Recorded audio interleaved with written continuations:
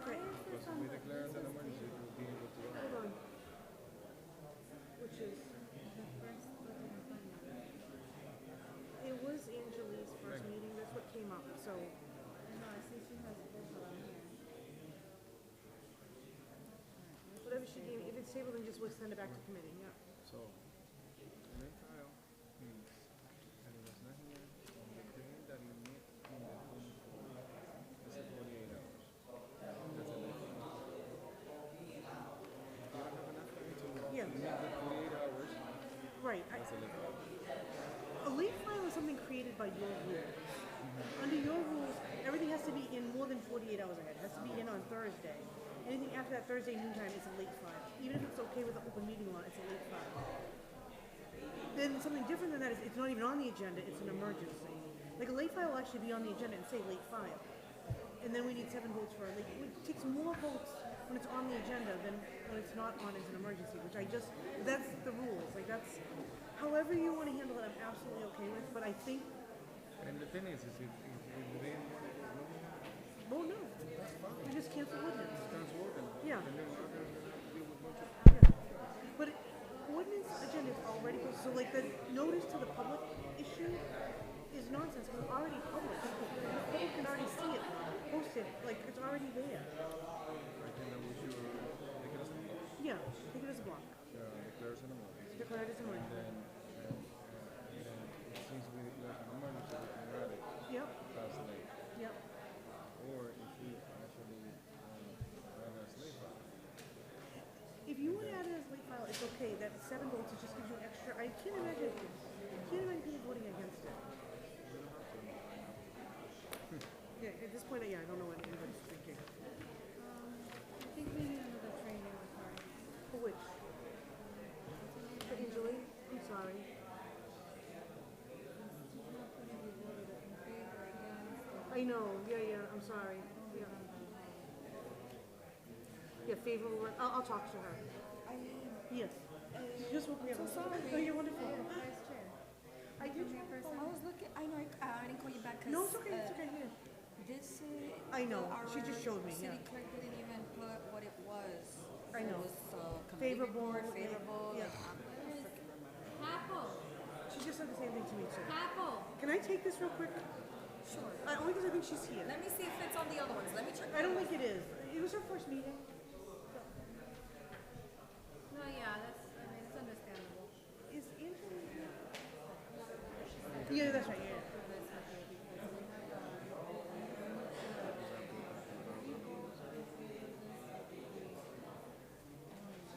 Bueno, por eso no tiene que pasar. That doesn't have to happen all the way now.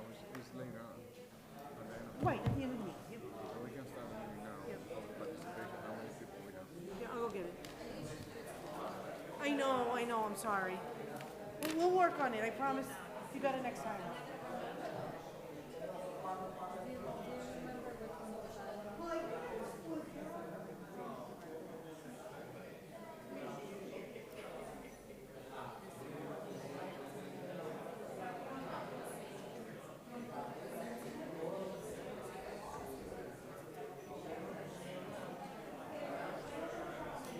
Alright, so I'm gonna bring that up so you can just reiterate that.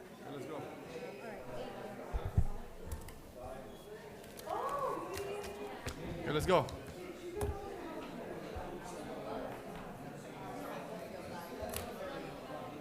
Eileen.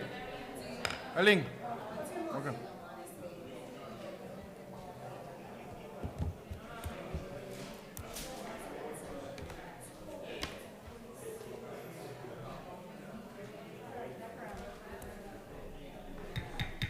Vamos, let's go. Vivian. Marcelo, vamos.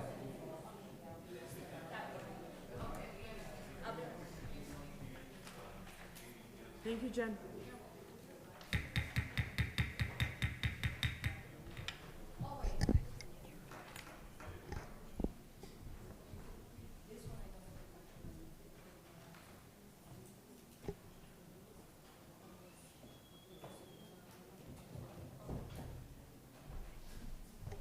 Good evening and welcome to the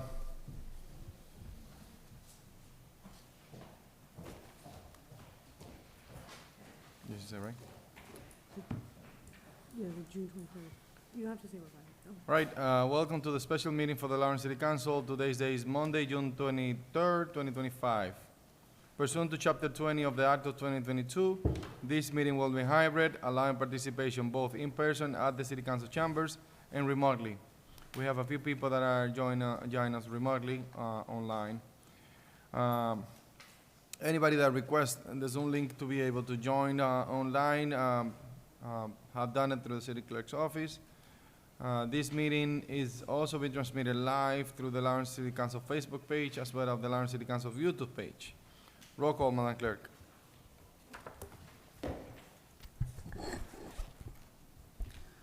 Councilor Levy. Present. Councilor LaPlante. Councilor Luzon is noted as absent. Councilor Del Rosario. Present. Councilor Santiago is noted as absent. Councilor Mamo. Present. Councilor Reyes is noted as absent. Council Vice President. Present. Council President. I vote present. Okay. Please join me for a moment of silence.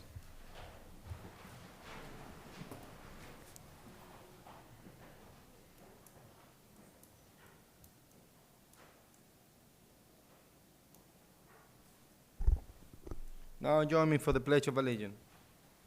I pledge of allegiance to the flag of the United States of America and to the republic to which it stands, one nation, under God, indivisible, with liberty and justice for all.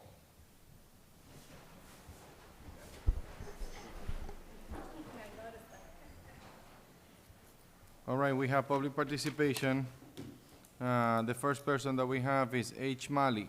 The rules for public participation are following. Please refer to this council as a whole, not to any individual councilors. You're gonna have 2.5 minutes, and at the 2-minute mark, you will hear a beep or sounds or an indication that you still have 30 seconds to speak. Name and address for the record, sir. Humayun Mali, 53 Chestnut Street. Good evening, honorable members. We, the citizen, mourn passing away the officer Tom Cody, the wonderful police officers, wonderful human being. As we mourn, we express the highest degree of sympathy and condolences to Honorable Chief Morris Aguilar and all Lawrence police officers. Lawrence Police, with the impeccable leadership by Honorable Chief Morris Aguilar, doing excellent job to protect our citizens.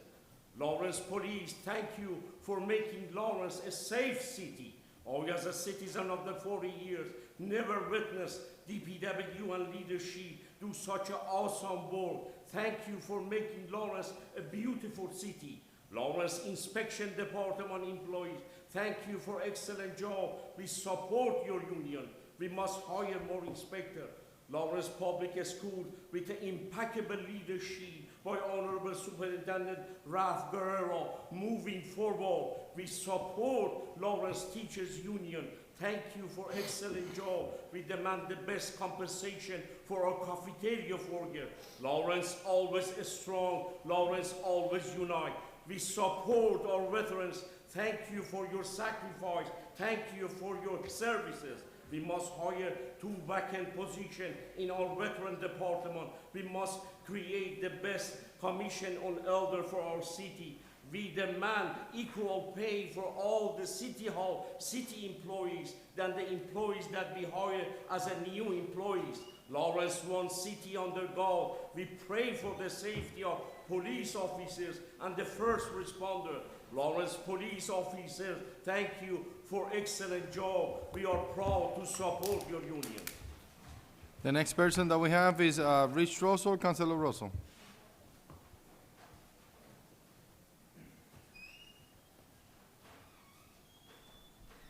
Good evening, councilors. Rich Russell, 34 Cross Street.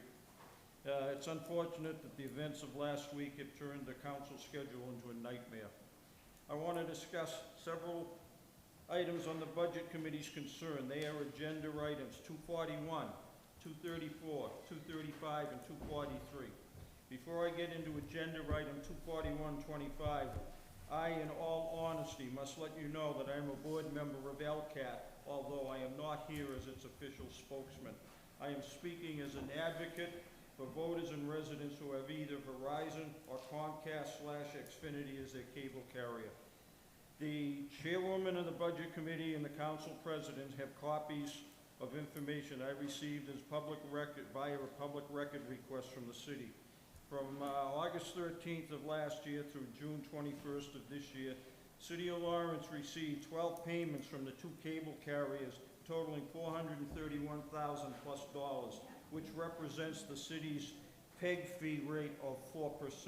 The PEG fee, if I'm not mistaken, represents payments that's towards the support of the 3 public cable channels. I have no issue with money being used towards the educational channel. I am not overjoyed with the city's unilateral decision to terminate LCAT's ability to transmit on the government, AKA council channel. My questions are, where does the money for the public access channel go? And where do the public go if they wish to avail themselves of the public access channel? If I, for example, want to make put on a program on how to make paper mache models of City Hall out of used city council agendas, where would I go to do that program? Next, agenda items 235, 243, and 234 involve the transfer of funds from various sources to various accounts with no background information as to where the money is coming from or going to. What reasons lead these deductions to be made? Why aren't the public privy to this financial data? Why were some accounts knowingly allowed to overspend, and how transfer of funds out of other accounts affect their ability to function? I thank you for the time to bring these issues to your attention, whether you wanted them brought to your attention or not. Thank you. All right, the next person that we have, is Luz Diaz.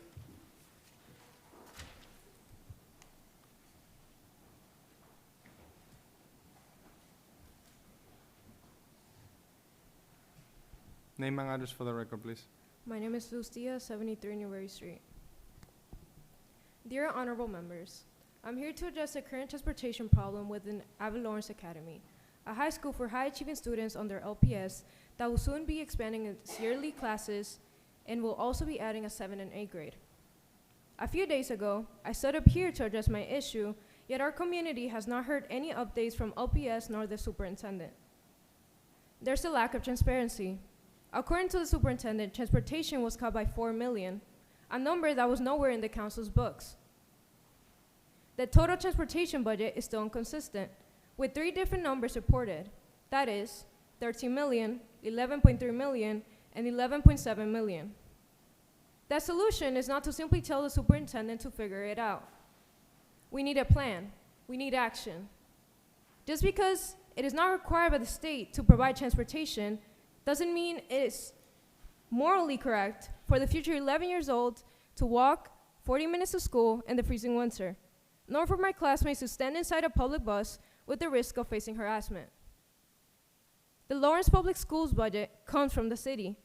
I beg you all to please consider the safety of our ALA students and add to the supplemental budget.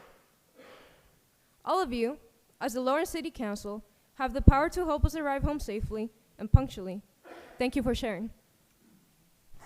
All right. The next person is Azucena Fiores.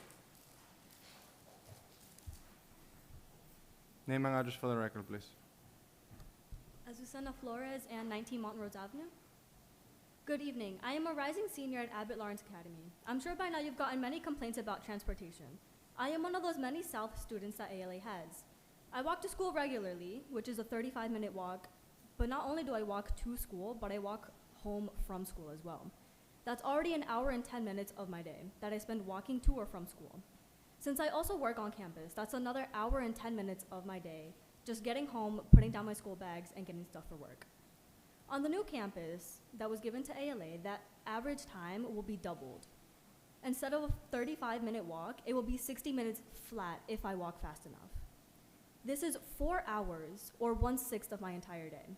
That is also more than half of a school day. No one has that type of time to spend 4 hours total every day walking to school and back.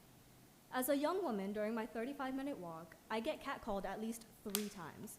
Imagine how much worse it would be during an hour walk to North Lawrence. I need you to put yourselves in our parents' shoes. Would you put your daughter through the risk of being catcalled and or potentially kidnapped while she's walking to school? Public transportation also isn't the solution, since there's a big chance that I won't even make it to school on time or to school, period. Public transportation is not reliable whatsoever. It's also very unsafe for our minors, especially our 7th and 8th graders joining us, to be riding the same buses with adults. There have been countless encounters where older men will lustfully stare at minors. Sure, some students can drive to school, but there's also no parking whatsoever in our new building, so that option is eliminated. So please, hear us and fix the transportation issue. Fund our schools to give school buses to ALA in order for us to receive the education that we deserve. Thank you. The next person that we have is Christopher Baez.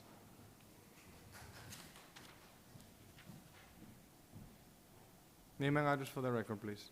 Christopher Baez, 25 South Street.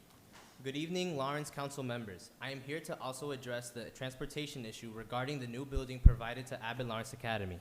However, I would like to focus on the idea of driving ourselves to and from school. The parking situation was the first thing the teachers at Abbott Lawrence Academy wanted to know about once the news broke out about our new building. I even recall my English teacher saying, "Where am I going to park?" Other teachers, when talking about the move, asked the same exact question with no reply from the other side.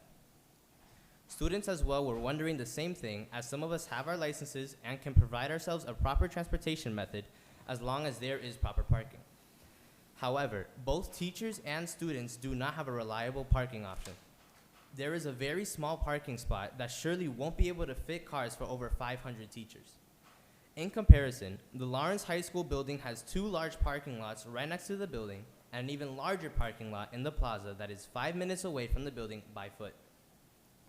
With so many options for parking, there is a guaranteed spot for any student or teacher with a license to reliably park and go to school. A possible solution I'll propose is for teachers to be exempted from paying the parking meters near the school, as they would need to spend almost $1,500 per school year they work. This is the case for city workers, so I feel it's reasonable to do the same thing for them. Thank you all for listening. Thank you. The next person, hold it for them, please. The next person that we have is Ashanti Vargas.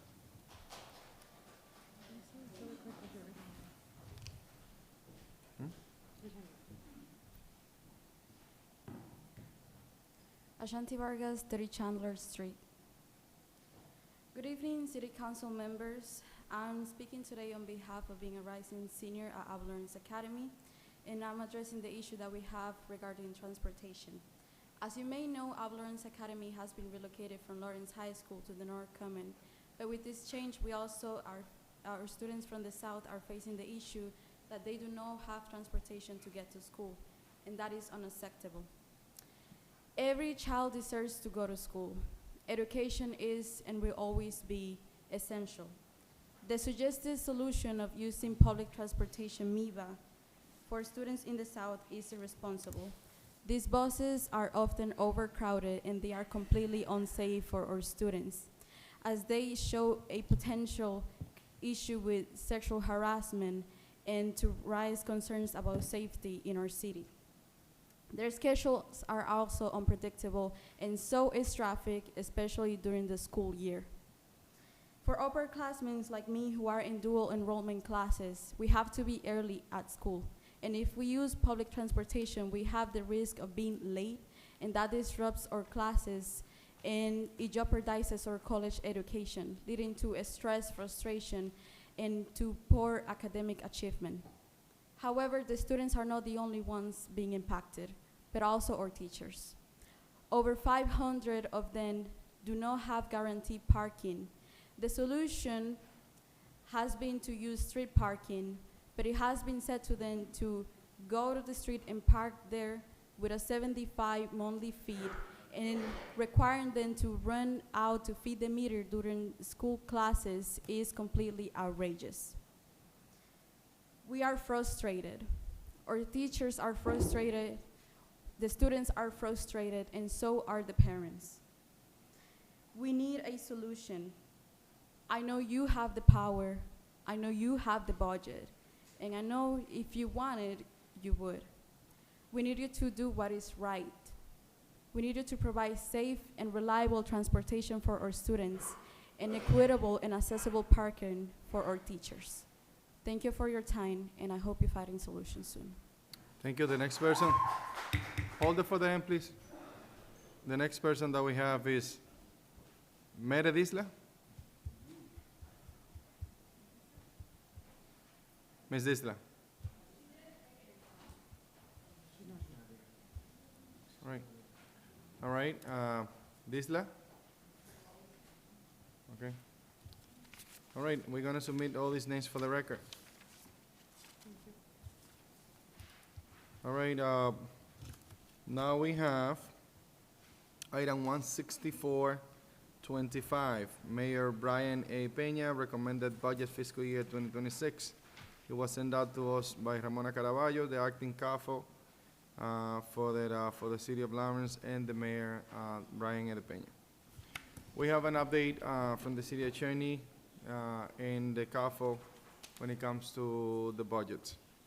So, city attorney, Tim Houghton. Good evening, councilors. Tim Houghton, city attorney. Some interesting developments since your meetings, the budget meetings the other night. I'm going to give you a brief history of what's happened and where we are today. So after your budget meeting on Wednesday, you continued it to, on Monday, you continued it to Wednesday. At that point, it was discovered that your budget was filed on May 2nd. Under state law, you have to act on that budget within 45 days. The 45th day would have been the Monday of your budget hearing. On that day, pursuant to law, you would have to either vote positive for the budget, negative for the budget, and neither happened. Or the budget was withdrawn. What would happen under those circumstances, and don't come to any conclusions right now, I'm just going to give you all aspects, is at that point, the budget would be deemed to be passed because no action was taken by city council. So no cuts, no nothing, the budget is passed in full. The question then came about is on that first night, the mayor presented a amendment to his budget. As you may remember, you received a memo on the second day of the meeting which contained in writing which of those amendments he had wished. The question then became, on the first night, when presenting the amended budget, did that change the time period?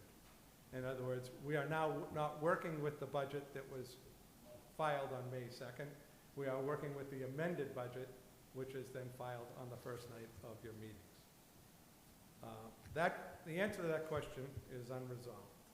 What's happened since that point, as city attorney, is that I have contacted, in addition to many other members of the city, with the CAFO, the city clerk, et cetera, the state, to discuss that position and find out what the state's position. Unfortunately, we got a couple of differing positions in the beginning. But today we met with various members of the city council, we met with members of the mayor's staff, and we had the state on the line. Their end response, which is not sufficient and not helpful to me, is that they can find no definitive case to say one way or the other, to say whether, in fact, the budget is adopted because the 45 days has run, or B, that because of the filing of the amended budget, that triggers a longer time period. The end result that they have discussed is, unfortunately, they said this decision on whether one or the other must be made by the city attorney. So they put me in the place of the middle to make a decision. I am not a judge. I am an advocate. I'm an advocate for the city. I don't like being in a position of being a judge. So that's where we stand. I am no position to make that determination right now. I need to do research and determine what's going to happen. In that vein, I spoke with the state and spoke with all parties concerned. The state does not care how you resolve your budget issue if you come to a compromise. If you and the mayor agree on a budget, they are not going to look any further. What does that mean? That means that if your proposals and the mayor's proposals coincide and you agree that's going to be the budget, then I do not have to decide whether the mayor's budget comes through without any cuts or whether you're allowed to cut further. So in that realm, the mayor made a proposal which is going to be presented to the city council tonight regarding his budget.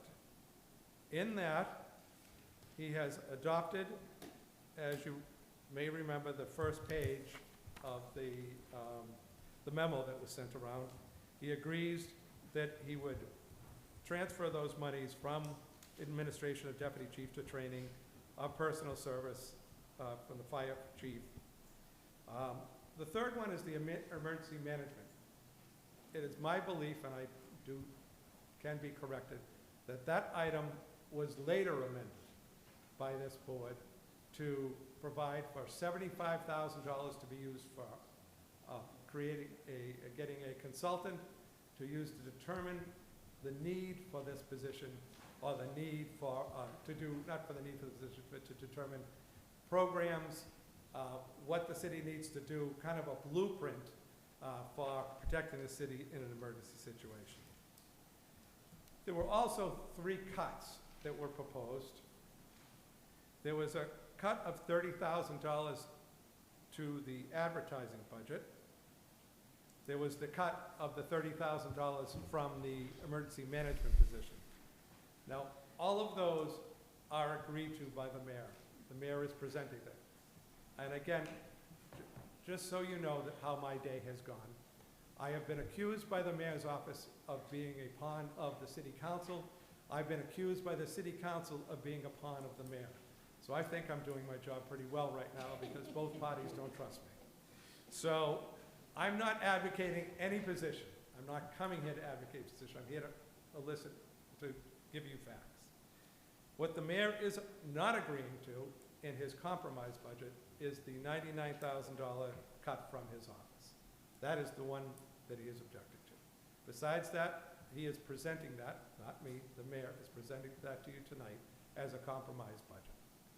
If you vote in favor of this, and again, I'm not telling you, then there is no need to go further for my research. I do not have to look any further to determine whether, in fact, the 45 days have run and there is a budget with no cuts, or whether, in fact, this process needs to continue. So I present that to you. I'm here to answer questions. Okay. We have a technicality issue. And essentially, the mayor have agreed on a budget that transfer the $150,000 from the fire department to the same line item, which is personnel 51110. Change the $175,000 from the police department to the training, which is professional, well, 5310 or something? On the firefighting, No, the police. police is going from personnel, which is a 5100, to other Other training, purchase services, yeah. which is 5300 for Yeah. training. So from the police is going from personnel to other purchase services, which is for training. The mayor have agreed upon the $30,000 emergency management cut that was proposed and approved by the council, and also the advertisement $30,000 from his office. The mayor have not agreed to the $99,999 cut from his personal line item, which is 5100.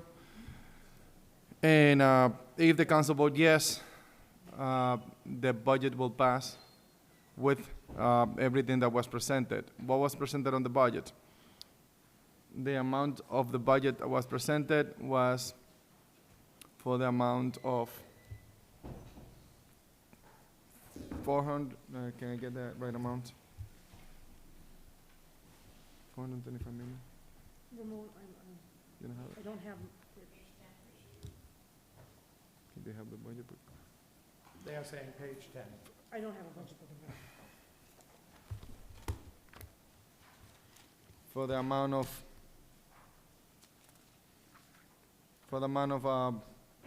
469,611,865,000, minus the cut, which is $60,000.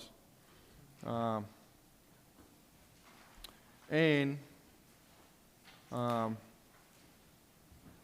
if the council vote yes, that will be the proposed, the budget that is gonna be approved. If the council vote no, the city attorney gonna have to rule on whether the amendment that was proposed by the mayor's office to the budget will be considered as a fiscal year 2026 new budget and allow the council to continue with the discussion. So I'm gonna open the floor for discussion for the council, if there is any.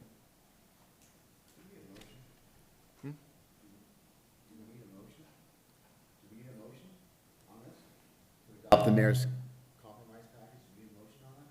You would need a motion. It will be a motion, we need a motion. There is a motion on the table to allow the conversation to continue. There's a motion by Councilor LaPlante to, for the, to, You, motion to approve the modification? Yeah, for discussion purposes. My gosh. So I get- have a motion to- from to get- Council Plinter. To get this thing started, I'm making a motion Approve the compromise package. to use the compromise, mayor's compromise language to begin the discussion. okay. There is a motion on the table, can I hear a second?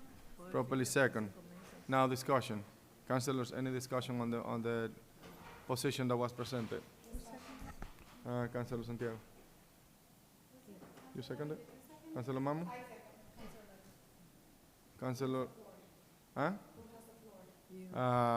Not yet, but I just want to clarify who seconded first. Councilor Levy? Councilor Levy have seconded the motion for the purpose of discussion. Councilors, any discussion? Councilor Mamo? Attorney, how long would it take you to come up with a determination as to, because from my understanding, budget has to be approved before the 30th of June? Oh, it would be within a couple of days, I'm just 48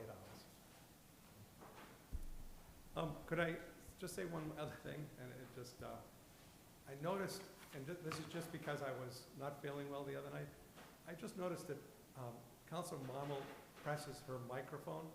The other night, I heard her clear as a bell. I heard no one else.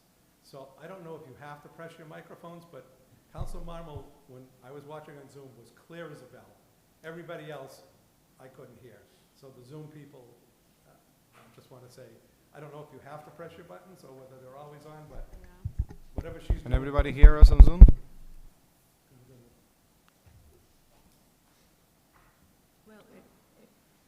All right, let's continue with the conversation. Councilor Mamo, you have the floor. Councilor De Rosario. Thank you to you. Attorney Hoodin, after we vote regardless in favor or against it, you go and deliberate yourself, and if we vote against it, and then will you submit your decision to the state? Or you will, do you have to come back here to us, or you just submit your decision and then from there we'll go? Let's assume that I vote that, in fact, the amendment successfully told the dates. Well, you still got to do your work. You still have to, you would have to still finish your budget at that point. So I would have to give you notice because you have to keep going on your budget because you haven't finished it at this point, if we're assuming everything regular time. If I voted the other way, I wouldn't have to give you anything because the budget would be over. All right, any other questions? All right, if there is no other questions, I'll clarify the vote. If you're voting yes, you're approving the compromise budget, you you're approving the compromised budget. If you vote no, you're gonna allow the city attorney to make a ruling on the situation. So, are we clear with the yes, what it means, and no, what it means? Huh? Okay, Madam Clerk, please call the roll. Councilor Reyes is noted as absent. Councilor Marmal? No. Councilor Santiago? No. Councilor Del Rosario? Yes. Councilor Luzon? No. Councilor LaPlante? Councilor Levy? Yes. Councilor Infante? No. Council President? I vote no. What's the count? I have 3 yeses, so we do not have 5 3 votes. yes and 5 yes? 3 yes. 3 yes and 5 no. Yep. So, Attorney Hilton, you have the opportunity to rule in favor or against either one of the two Thank you. options. Good luck. Thank you, All right. Attorney. All right, let's continue with the agenda. We have an interesting agenda May I have a today. question? May I have a Council, question? sure. So how many days do the attorney have to rule on He that? said 48 hours. 48 hours? Yeah, that's what he Okay. says there. Thank you. Councilors, we have an interesting agenda today, and the agenda that we have today is for the June 23rd. Also, we have an agenda that was posted with the committee reports, and also posted with the committee reports from the previous meeting that we canceled due to unforeseen situation last week. And on those committee reports, we are going to entertain those committee reports from the different committee chairs, so we can make a determination on those. Am I right, Madam Clerk? Yes. All right, and then we are going to start with the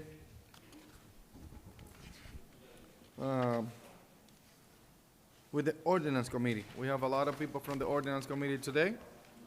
And then we are going to entertain ordinance committee first. Mr. Chair, Councilor Plant from the ordinance committee.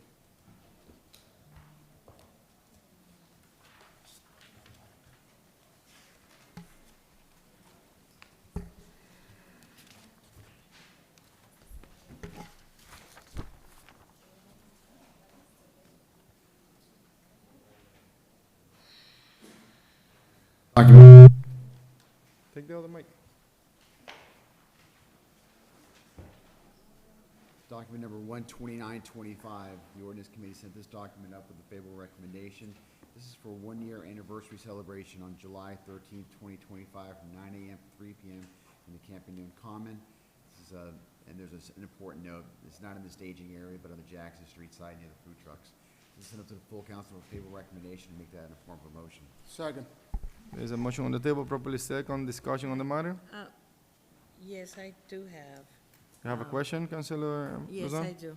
All right, Councilor Son, Is do we anyone have here? the, Oh. yeah, Levy Mancebo, just name and address for the record. 297 South Road. And name? Levy Mancebo. Uh-huh. So, and I'm getting complaints from my constituents. Are the trucks supposed to be in one area the entire day? I mean, the time that they, like, instead of moving from one, is anyone from, that question should not be for you. It should be for inspection and service. Is anyone from inspection and service here, Council President?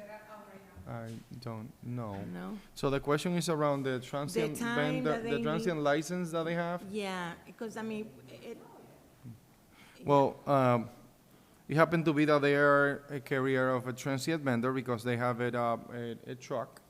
But, and the way that the transient vendor license work, if I remember correctly when I served on the ordinance committee, is that every truck, as far as they don't have clients, they need to move from one place to another place. It's not based on timing, it's based on clients.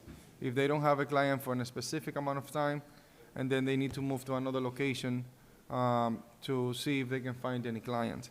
In this case, this is a special event that they're gonna have, which is a one-year anniversary celebration from June 13. And it's Sunday, Council President. Yes, that's correct, on a Sunday. Well, we also have to keep in mind that we have churches around the Campañon Park, and they have services around that time. Mhm. So parking is an issue for this group of people Yeah, they're that gonna be congregate. inside the park. Inside, not outside. No, they're gonna be on the staging area. Okay, good. Of the park. So it was gonna be Yeah, it's a outside. bicycle. And it's okay for But, Yeah, they're the same time. outside, okay, good. And just for the He's gonna be record, serving the food for the. and I don't know, Council President, through you, I enjoy, especially their food truck. It has a very good menu. But also, I'm getting complaints from my constituents about the amount of food trucks that are parking around the Campañon Park. They are not moving. They That's right. actually take a place and they don't allow any other food trucks to park. And maybe it's time for the city to start thinking about a food truck park. Enforcement. Uh, Yeah. I don't have nothing against this. I think it's a great idea. And it's a one-day permit that we request. No, I know. I'm just for the record. Just talking in general. About what's happening around the park. The food trucks are not moving. My other concern was the church. They have services on Sunday, but according to your event, it's going to be inside the park. Parking still is going to be an issue regardless. But what I'm saying is that for the future, the city should be start thinking about a permanent food truck park. Because this is getting, seriously, it's getting out of control, especially at night. So, great event. I think this may be the first step to a food truck park in the future. Because people in the area are not, they enjoy the food, but they want to see it in another area. Because none of the trucks are moving. Once they get there, they stay there all night. And yes, it's convenient for me and for the people, but not for everybody. Understood. I'm going to support this, but I just wanted to say that, to mention that, Council President, Yep. for the record. No problem, understand. It's important to recognize that this food truck operates during the day. It's the only food truck that I believe it operates during the day. So the issue is mostly at night, that we have a lot of trucks around, and I agree with you 100%. I actually asked myself some questions that I have shared with other people. I don't want to share in public when it comes to hygiene and stuff like that. But I mean, this food truck is parked during the day around the Campañon Park, you're right, and they need to move after the law if they don't have any clients for a specific amount of time. And they understand very well the ordinance. So, but thank you, because definitely it's a good step to potentially have Take a step. a truck park or food truck park in the city of Lawrence. Any other questions, councilors? Huh? I have a comment. Councilor Plant. Thanks, it's through you.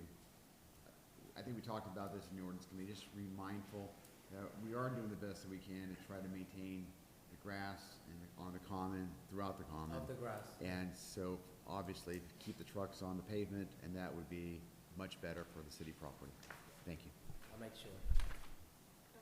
Any other, Councilor Vice President Infante? Just in case, thank you. I just want to say congratulations on your 1 year Well, thank you. anniversary. Thank That's you. the only comment I have. Thank you. You're Appreciate it. welcome. Council President. Councilor Levy. All right, congratulations from the celebration from the first year. But also regarding the food truck, right now with all the repair that we are having on Hayward Street near the school, it's very hard sometimes to traffic from any side because the traffic is very heavy. And today I spent almost an hour just right in there just to go by, and that is something that we have to start looking at. Yeah, definitely. I mean, any business around there, it's facing the traffic. Even though they don't park there, they park on Jackson Street during the day. But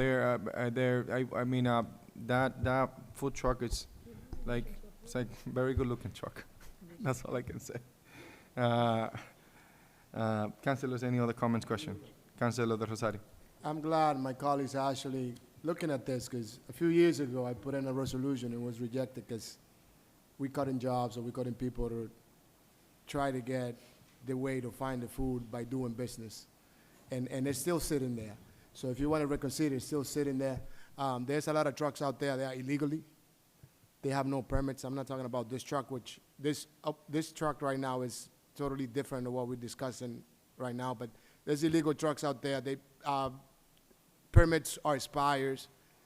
Impressional service have, according to them, they go once in a while. But there's a lot of trucks that with permits that expires. Truck that doesn't pass inspection. Trucks with inspection sticker expires, and nobody's doing anything. But I brought that up a few years ago, and nobody paid attention to it. So it's sitting in the agenda if you guys want to revise. Thank you.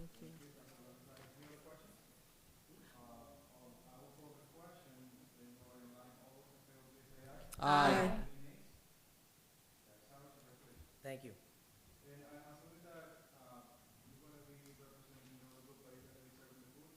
Yes, Lawrence High.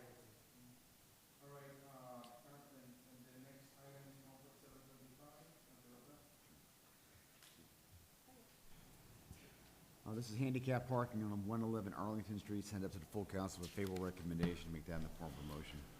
There's a motion to order a public hearing on item 14725, properly second by Councilor Levy. Discussion. I hear none. All those in favor, please say aye. Aye. Any nays? The ayes have it. Item 14825. Councilor LaPlante. Handicap parking at 65 Tewksbury Street was sent up to the full council with favorable recommendation. Order a public hearing. That's the motion. The motion is to order a public hearing, second by Councilor Levy. Discussion. I hear none. All those in favor, please say aye. Aye. The ayes have it. Item 14925. Handicap parking 124 Oxford Street sent to the full council with favorable recommendation. Order a public hearing. That's the motion. Second. The motion is to order a public hearing for item 14925, been second by Councilor Levy. Discussion. I hear none. All those in favor, please say aye. Aye. The ayes have it. Item 15125. 15-minute parking 101 Bradford Street was sent up to the full council. Order a public hearing. That's in the form of a motion. The motion is to order a public hearing for item 15125, properly second by Councilor Levy. Discussion. I hear none. All those in favor, please say aye. Aye. Any nays? The ayes have it. Item 15225. This is school bus drop-off and pickup at 65 Jackson Street was sent up to the full council with favorable recommendation. Order a public hearing. That's the motion. Second. There's a motion on the table, properly second by Councilor Levy. Discussion. I hear none. All those in favor, please say aye. Aye. The ayes have it. Item 18625. Handicap parking 114 Summer Street was sent up to the full council with favorable recommendation. Order a public hearing. That's the motion. Second. All right, there is a motion on the table, properly second by Councilor Levy. Discussion. I hear none. All those in favor, please say aye. Aye. The ayes have, and any nays? The ayes have it. Item 18725. 187 is handicap parking at 31 Sergeant Street was sent up to the full council with a favorable recommendation. That's the motion. Second. There's a motion on the table, properly second by Councilor Santiago. Discussion. I hear none. All those in favor, please say aye. Aye. Any nays? Sorry. The ayes have it. Item 18825.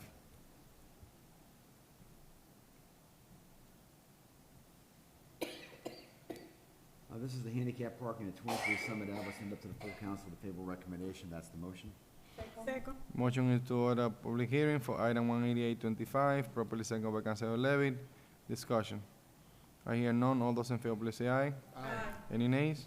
The ayes have it. Item 18925. Handicap parking at 45 Bennington Street sent up to the full council with a favorable recommendation. That's the motion. Second. Motion is to order a public hearing for item 18925, properly second by Councilor Levy. Discussion. I hear none. All those in favor, please say aye. Aye. Any nays? The ayes have it. Item 19025. This is handicap parking at 196 Spruce Street was sent up to the full council with a favorable recommendation. That's the motion. Second. The item is to order a public hearing for item 19025, properly second by Councilor Levy. Discussion.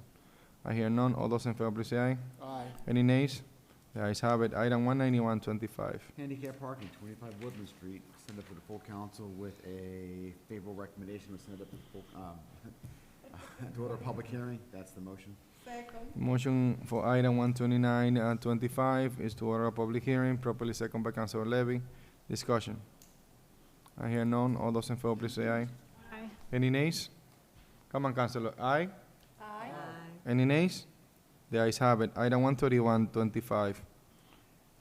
Councilor LaPlante. Zoning of a parcel of land on Madison Street, map 177, lot 5, from an I-1 industrial park to an R1 single-family residential, was sent up to the full council with a favorable recommendation to order a public hearing. That's the motion. All right, there is an item to, this is to order a public hearing? To order a public doesn't say here. This is to order a public hearing for item 23125. It's been properly seconded by Councilor Levy. Discussion. I hear none. All those in favor, please say aye. Aye. Any nays?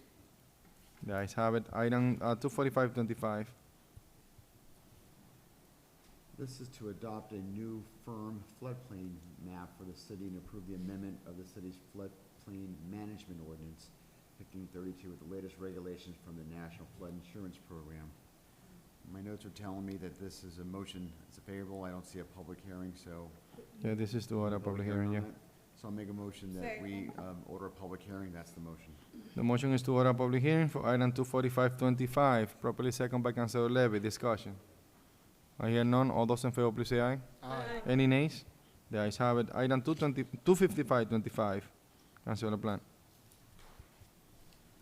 This is Raining in the Valley, Camping Noon Common, August 15th and 16th, from 6 to 9 p.m. Was sent up to the full council with a favorable recommendation. That's the motion. Amendment. There is a motion to approve item 25525, properly seconded by Councilor Levy. Discussion. I've got no discussions, but I think the applicants want to say something, so as a courtesy to them, they've been here twice now in 2 weeks, so I would like to hear what they have to say. If you can keep it brief, that'd be great. Go ahead. Dios le bendiga a todos. Amén. Estamos aquí, ¿verdad?, para continuar con lo del permiso, de lo de Reinaldo en el Valle, de la Asociación de Pastores de Lore. Council President, it's actually even more important that we hear the young lady speak. It will be I can't hear as her equal explanation. as important to hear them both. Oh, okay. But I can't hear the young lady. No, I get it. Yeah, that's what I'm saying. I was kind of touching this so it could be both speaking to the mic.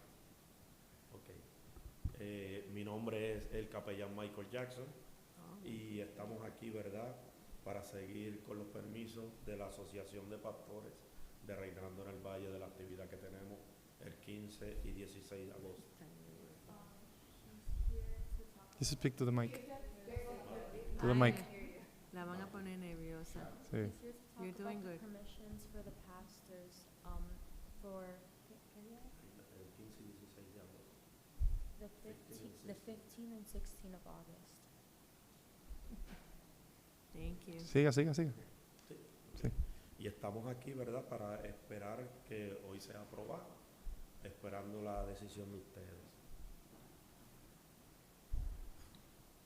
He's here waiting for it to possibly get approved, and he is waiting for you guys to possibly approve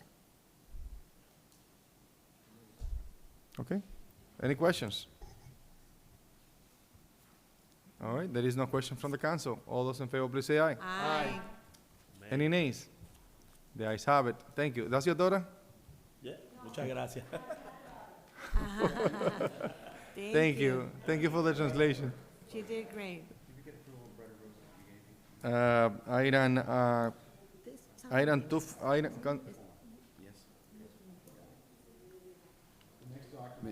25625. 25. 256. 41st Annual Bread and Roses Festival in Camping Noon Common on September 1st, 12 to 5 p.m. Was sent up to the full council with a favorable recommendation to make that in the form of a motion. Second.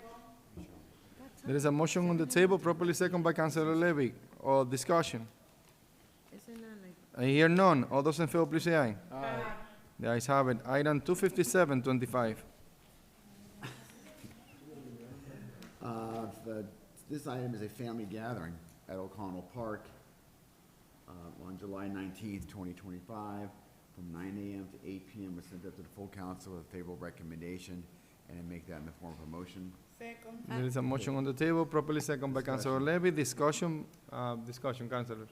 I normally don't comment on things like this, but every now and then we have applicants that go above and beyond.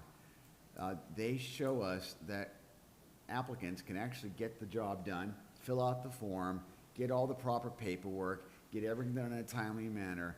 It can be done, and I just want to applaud the applicants for this particular item because they just did everything. There was nothing missing, and it made our job super easy.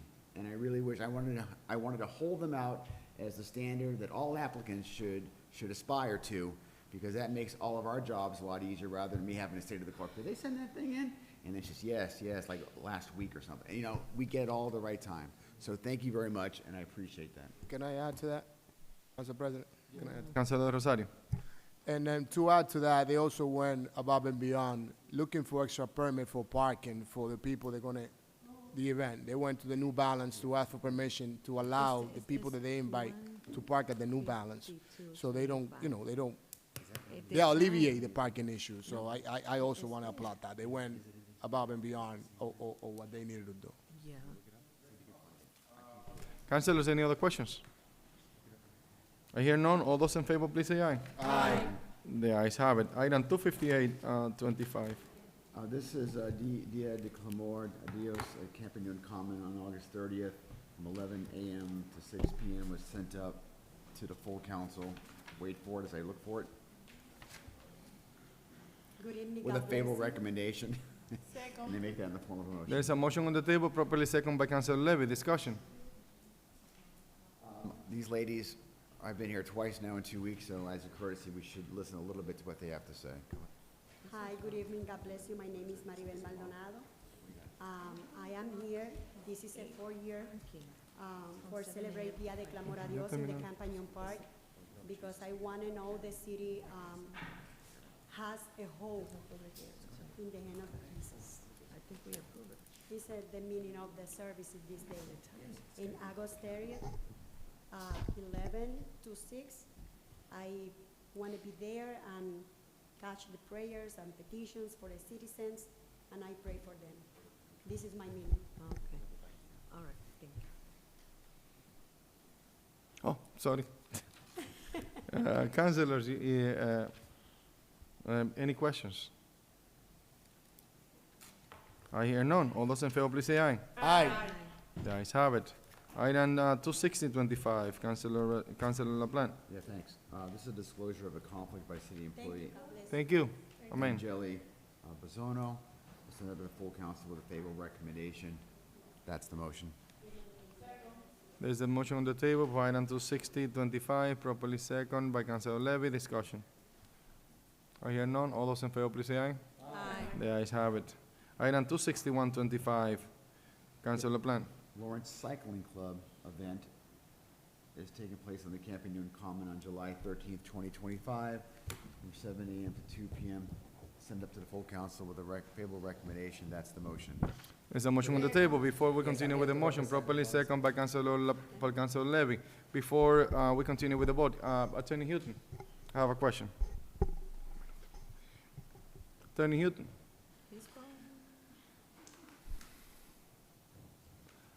I'm a member of this team, of the cycling team. So if I vote in favor of this or vote against it, that might represent a potential conflict of interest? Do you have a financial interest in it? No. I mean, I'm not making money out of it.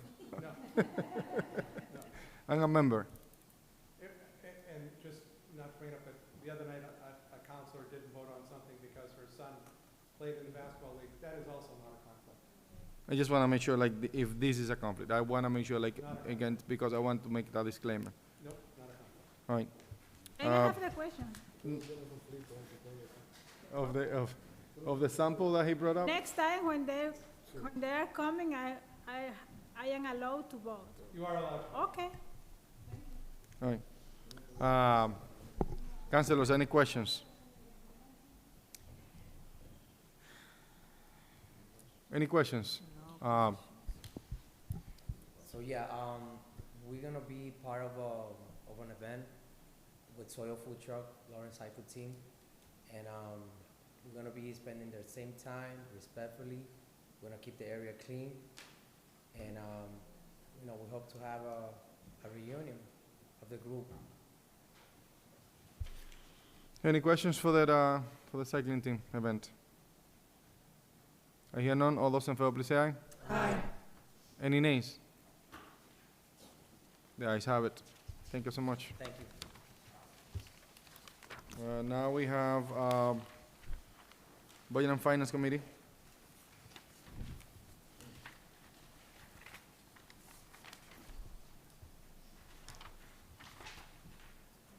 Yep. Okay, thank you. Through you, Council President. Item Thank you. 20125. Item 201-25, authorization to expend $44,000 for the Sustainable Materials Recovery Program from Mass DEP. Was actually tabled at the committee level. We weren't ready. No, yeah. No, you're incorrect. There was, I'm sorry, I'm confusing. Sorry, we had two. No, my fault. This was not tabled. This was sent up to the full council with a favorable recommendation, and I make that as a formal motion. Council President. Councilor LeBlanc? Myself from this vote, please. No problem. Councilor LeBlanc has recused himself from this Second. vote. There is a motion on the table to approve, properly second by Councilor de Rosario. Discussion. We have the recycling coordinator here with us online. Councilors, if there is any question to the coordinator, he's here with us. Any questions?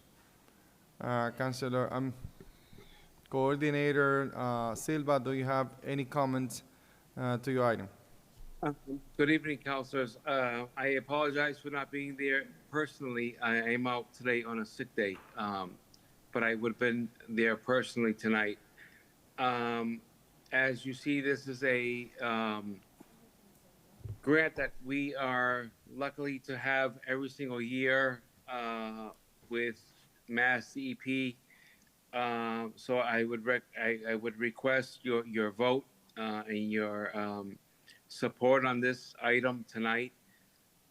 And also, not only on this, but I did send you a email to all counselors as of last week with your requests in regards to the report that you had requested. I'm not sure if I'm sure you all of you received it, but at this point I have not received any correspondence from anyone on the council. I just wanted to let you know that your request was taken care of. So hopefully, if you have any questions in the future, as you know, my door is always open, and we can discuss anything in the near future. But as of right now, if this item, if you could just basically approve it, and then we can move forward to expend these funds, which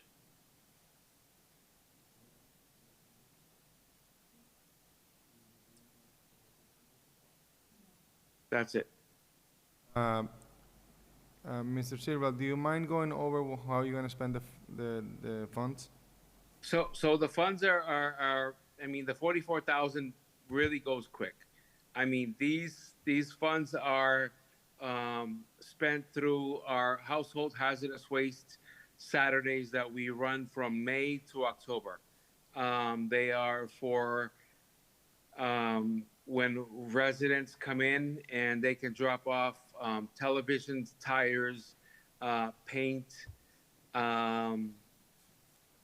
electronic equipment, motor oil, etc. These items are very expensive when it comes to the disposal of these. So these funds, they go very quick, and it could be, within, a matter of, 3 to 6 months. And, it's a program that we provide to the citizens of the city. for a very minimal charge. But at the end of the day, we really don't make any money off of this. It's actually a loss to the city. And in the future, we are looking at different options. But as of right now, we are okay with what we have, and we are going to go, forward with this, and then hopefully by next year we can up the amount by the dividends program with the state, and we can better what we have now. That is my goal. So essentially, how much did the city need to invest to be able to dispose everything that you're going to dispose under this $44,000? Because you mentioned that it was a loss to the city. Honestly, Council President, I mean, just in dry paint alone, it's very expensive. It's about a $5,000 charge for let's just say about 2 pallets of dry paint is about $5,000. It's very, very expensive. And, we need to, in the future, we really don't charge for dry paint and whatnot. Our prices are very low compared to other municipalities across the state. And we are possibly looking at a possible increase compared to other cities and towns. But then again, if we increase our prices, Lawrence being a city where, we have a lot of issues here. And if we raise our prices, we are at risk of having more illegal dumping. And I'd rather take a television for $10 compared to if Capital Waste picked it up for $40. I'd rather take the $10 than seeing that television being dumped on a corner somewhere in our city. So, we try to do as best as we can, especially for, certain residents. And, there's a lot of times where we also waive fees for certain residents who can't afford to, dump these items. So, I mean, I try to do my best. As you know, I've been in this seat for about a year, and as of right now, I think this department is going forward. It's looking better than ever, and we are trying our best. We're trying to make things work, knowing what the financial status of our residents. But then again, we also, in the future, we need to really look at, we're taking a loss. So at the end of the day, I'd rather take a little bit of a loss and make a profit than taking everything and basically have our streets look, atrocious. Councilors, any questions? I hear none. All those in favor, please say aye. Aye. Any nays? The ayes have it.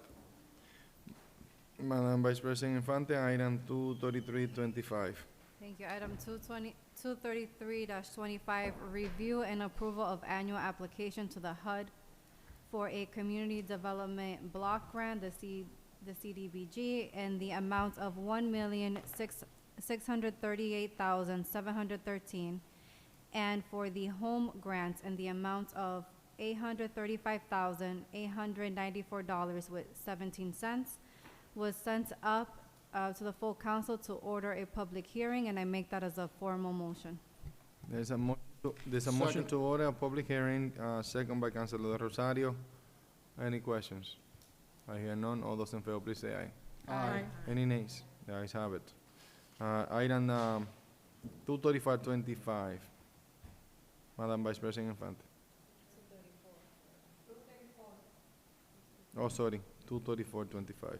Item 234-25, the transfer in the amount of $492,770 $1.34 from free cash account to new account designated for police department capital improvements was sent up with a favorable recommendation, and I make that as a formal motion. Motion to table. There's a motion to Second. table, being second. No discussion on the table matter. All those in favor, please say aye. Aye. No discussion on the table matters. All those in favor, please say aye. Aye. Any nays? No. Madam Clerk, please call the roll. I'm confused. There's a motion to table. Councilor Levy, there's a motion to table. No. Councilor LaPlante, No. Councilor Luzon.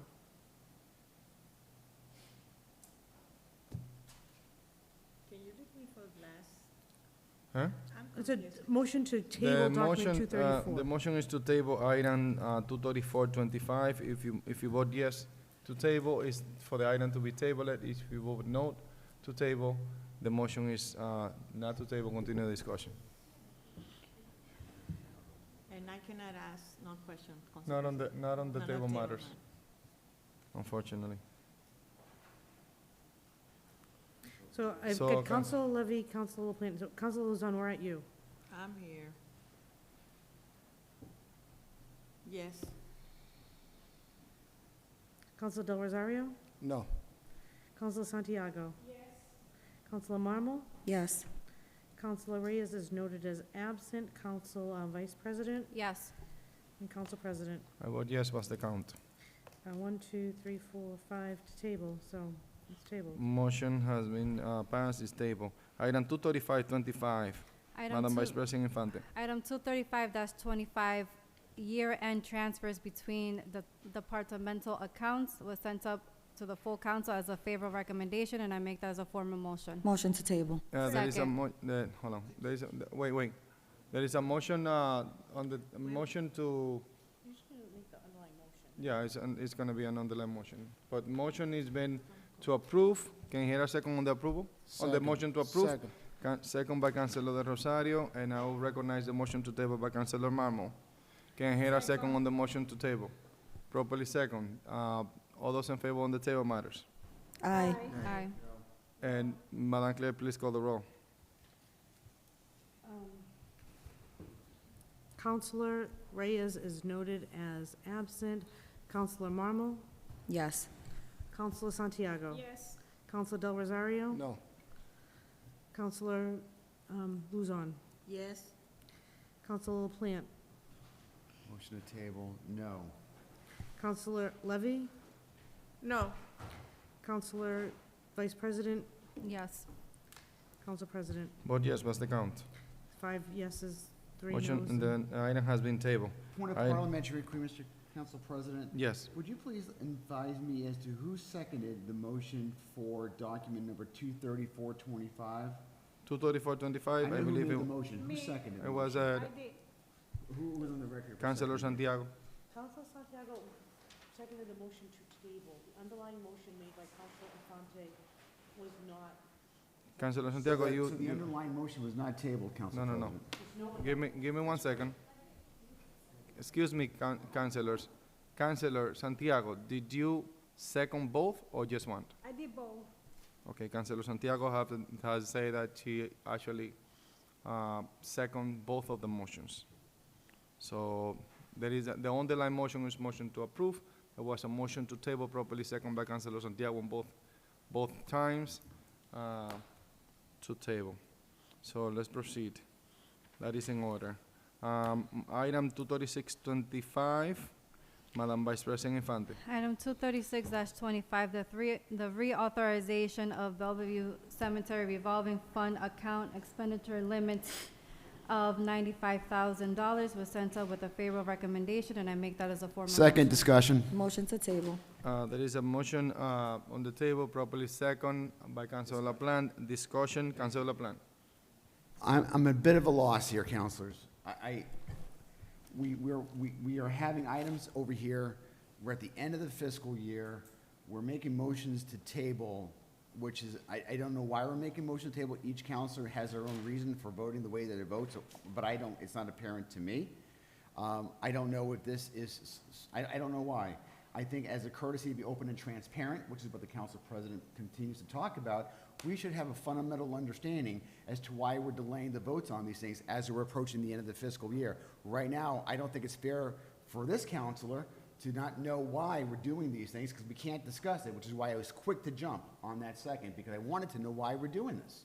Well, Can I get a- Councilor Plant, Would be your helpful. question is around tabling the matter? No, Madam- I can't, well, I'm asking the question as to, we're starting a pattern here. I've noticed it. It doesn't take a, it's not difficult to see that we're making a motion and it's quickly being tabled. And it's being tabled by the same individual and seconded by this, probably the same, different individual, but multiple times. So, But Councilor there's a Plant, reason, and I'd if like to know what if that I reason respond, is. then I'll be able to have a discussion. What do you want me to ask? I would like As to of know. why we I would like- tabling it? I would like to know why we're looking to delay the vote.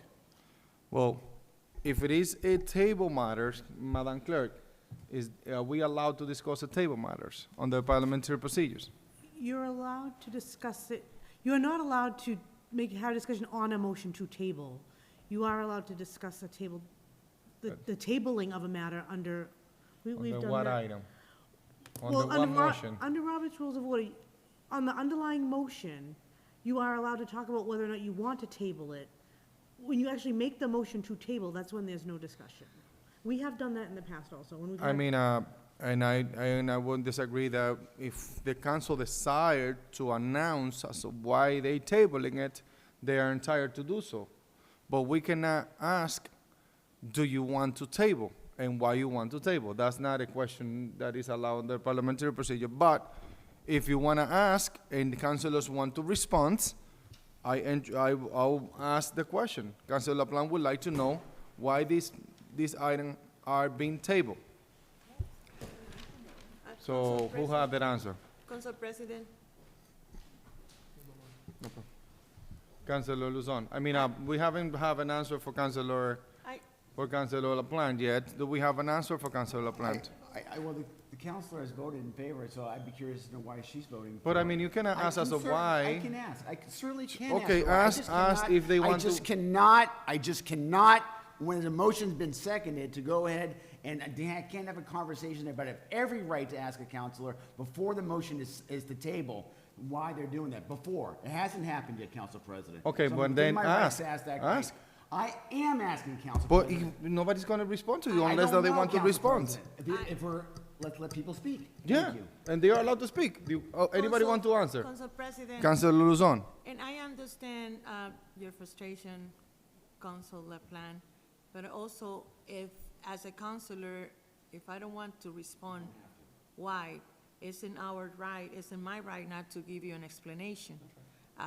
That is my answer, Council President. All right. Any other councilors would like to ask, would like to respond to Councilor LaPlante's question? All right. Thank you. We are on item 23625. We have a motion to approve made by. There's a Councilor motion to LaPlante, approve, Seconded by Councilor LaPlante. seconded by Councilor De La Plante. Any other discussion on this matter? On item 23625.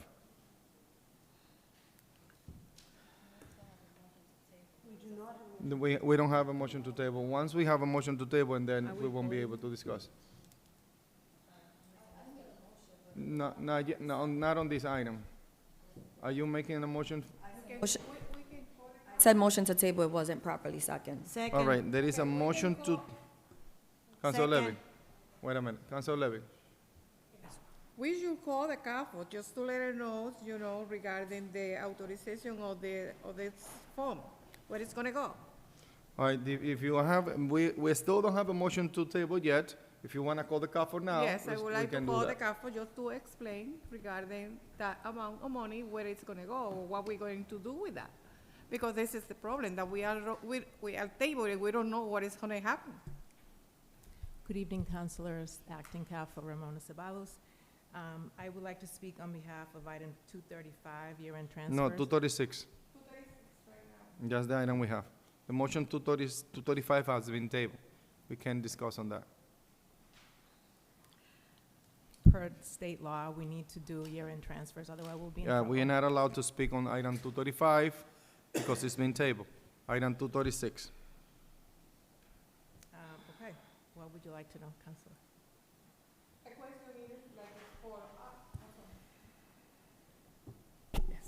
The question is for us to right now to reauthorize the Beorview Cemetery revolving fund account. Where are we going to spend the money? That's a good question. I will need to work with them because that's the money they use to, whenever they have activities within the cemetery that is not covered by the general operating fund, they use the revolving fund, and that applies to all the revolving funds here. So if it's not going to be approved, then we will have to figure out what they're going to do come next week. When? Next week? Next week, July 1st. And do you know how this was spent or how much was spent? Did we Yes. spend the $95,000 No, right they now? did not spend 95,000. That's the maximum amount they're allowed to spend. Okay. And they stay within. They've only spent maybe, I have the report here.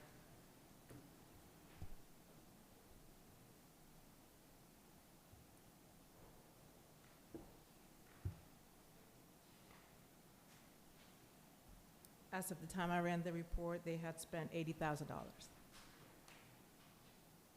So by the time that they send the report, they already spent $80,000. For FY '25. That's The from last year. authorization is for FY Last '25. year allocation. Yes, I know, I understand. Yes. Okay. Would you be able to send that report to all of the council, please? I believe it was in the package that was submitted to you, all the revenues and expenses for all the revolving account, but I'll be more than happy to send it again. Yeah, but maybe you have a more detail of what we had in here. I can send you all the detail you want. Okay, thank you. Yes. Yes, please. Motion to table.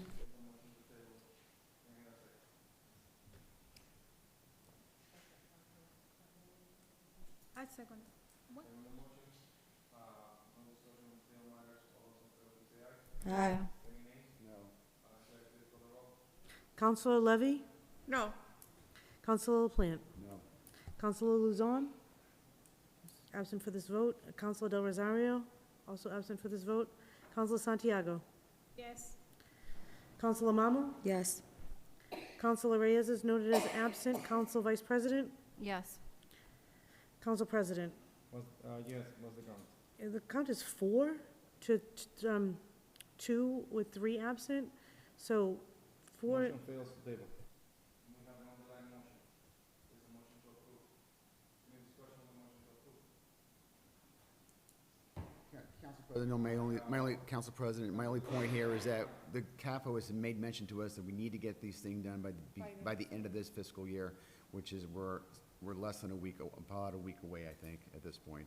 So I would hope that my colleagues would be fiscally responsible and vote in favor of this. Thank you. Yep, that needs to be done by the end of this year. So, any discussion? Hearing none. All those in favor, please say aye. Aye. Any No. nays? Madam Clerk, please call the roll. This is on the motion to approve. I'm starting with Counselor Reyes, who is noted as absent. Counselor Mamo? No. Counselor Santiago? No. Counselor Del Rosario is also noted as absent. Counselor Luzon? No. Counselor LaPlante? Yes. Counselor Levy? Yes. Counselor Vice President Infante? No. Council President? But no, what's the count?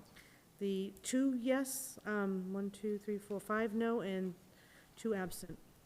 Point of parliamentary, Council President. So- Parliamentary question? Parliamentary question, just because we've just disposed of this matter now, we've taken a position, we didn't table it, we made a definitive decision that we weren't going to support it tonight. Our rules don't allow us to go ahead within the year to go ahead and take another item up. So, I guess that's a concern that I have of going forward on this if we can't So, pull it up. what is the prevailing side? The prevailing side is a no vote. There's 5 councils with a no vote, so any of those 5 councils Councilors that could... wanna reconsider the vote, no, can reconsider the vote. I'll reconsider my vote. I'll make a motion to reconsider my vote. make So- a motion to reconsider my vote. Is there a second? Seconded by Counselor Levy. Discussion? Seeing none, all those in favor say aye. Aye. Roll call, Madam Clerk. This is the motion to reconsider, so we're going, starting with Counselor Levy this time. Counselor Levy, on a motion to reconsider. Yes to reconsider the item? So the reconsideration is to vote in favor? No, this is just to reconsider it. Yes. So allow the discussion to continue. Counselor LaPlante? Yes. Counselor Luzon? Yes. Counselor Del Rosario, again noted as absent. Counselor Santiago? Yes. Counselor Marmal? Yes. Counselor Reyes is again noted as absent. Council Vice President Infante? Yeah, go. Oh, I'm sorry, Council President Rodriguez. Yes. Council Vice President? Yes. Sorry, my apologies. What's the count, total count? 7 in favor, 2 absent. Okay. Motion Motion for- to wait. reconsider passes. Council President. Now, thank you, councilors, to allow me to reconsider my vote. I'll make a motion to table. Motion has been made to table Second. by the Council President, seconded by Council Marmal. No discussion on table matters. All those in favor say aye. Aye. Roll call vote, Madam Clerk.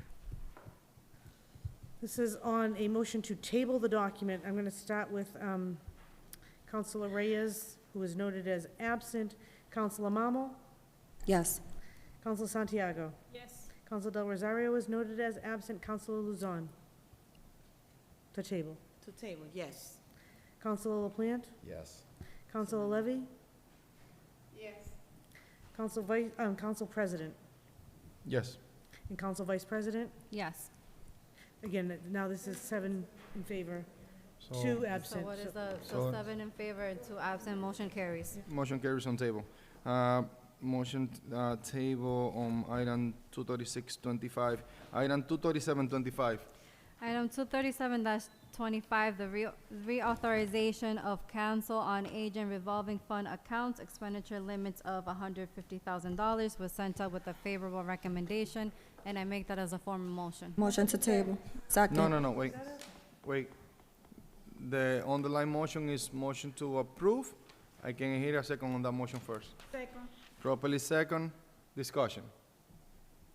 Discussion. Councilor LaPlante. CAFO, I can ask the CAFO to please come forward. And that's on item 23725. Understood. Council on Aging Revolving Fund. Good evening, CAFO. Can you just remind us as to why it's important, or is it that we need to have a final vote on this, and why this particular item is important that we have a vote before the end of the fiscal year? 237. Yes, ma'am. I believe the Director of Council on Aging, Ms. Martha Velez, is online, and she will be a good person to hear from when it comes to the reauthorization of the revolving fund. Hi, everyone. Yeah. Thank you, Director, for being here online. She's online, and if you, councilors, if you have any questions on this revolving account? Yeah, the question before us, Council President, is why is it important that we adopt this or vote in favor of it before this fiscal year? This is money that we use for activities that are not covered through the general budget. So money that's collected is really for programs that go back to the seniors. So hopefully we can pass this so that we can continue to serve our seniors. All right, councilors, any questions to the director? I have a question for the CAFO regarding timing. I think we all know where this is going to go. We're going to have a discussion. We all know it's going to be tabled, and we're not going to be able to talk about it. We're going to do this several more times. We know what's going to happen. We've seen the movie. So I think it's important. Councilor LaPlante, Councilor LaPlante. I'm talking about number 237. This is not a movie. It's not a movie, but it's a pretty important vote. All Yeah. these votes are, and it's important that we know what we're doing here. And I think it's also important for colleagues to know why, so we understand what's going on. Maybe there's a compelling argument that we need to delay this, but it hasn't been made yet, why there's a compelling argument. I haven't heard it. But because we can't make it, anyway. Why is it important that we have to pass this before the end of the fiscal year? Sure, so each department has an allowed amount during their budget for operational budget, but most of these appropriations or authorization for revolving funds allow the department to actually receive money for activities such as the senior center, recreation. Recreation is a great one. We're having the youth recreation, it's in July. So without revolving fund, I'm not sure how they're going to manage the recreation for the summer. So all these revolving funds will not be able to be operating come next week. Thank you. And I think the fundamental point, and I'm not going to speak about many of these others, is that what we're seeing here, I think, CAFO, is what we're going to do tonight is that there's an anticipation there's going to be another meeting sometime between now and the 30th. If not, there'll be a special meeting called, I'm going to presume.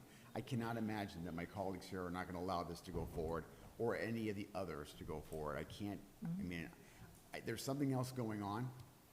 I don't know what it is because no one's articulating it, but I find it really hard to believe that nobody wants to see these programs go forward. I don't think that's happening.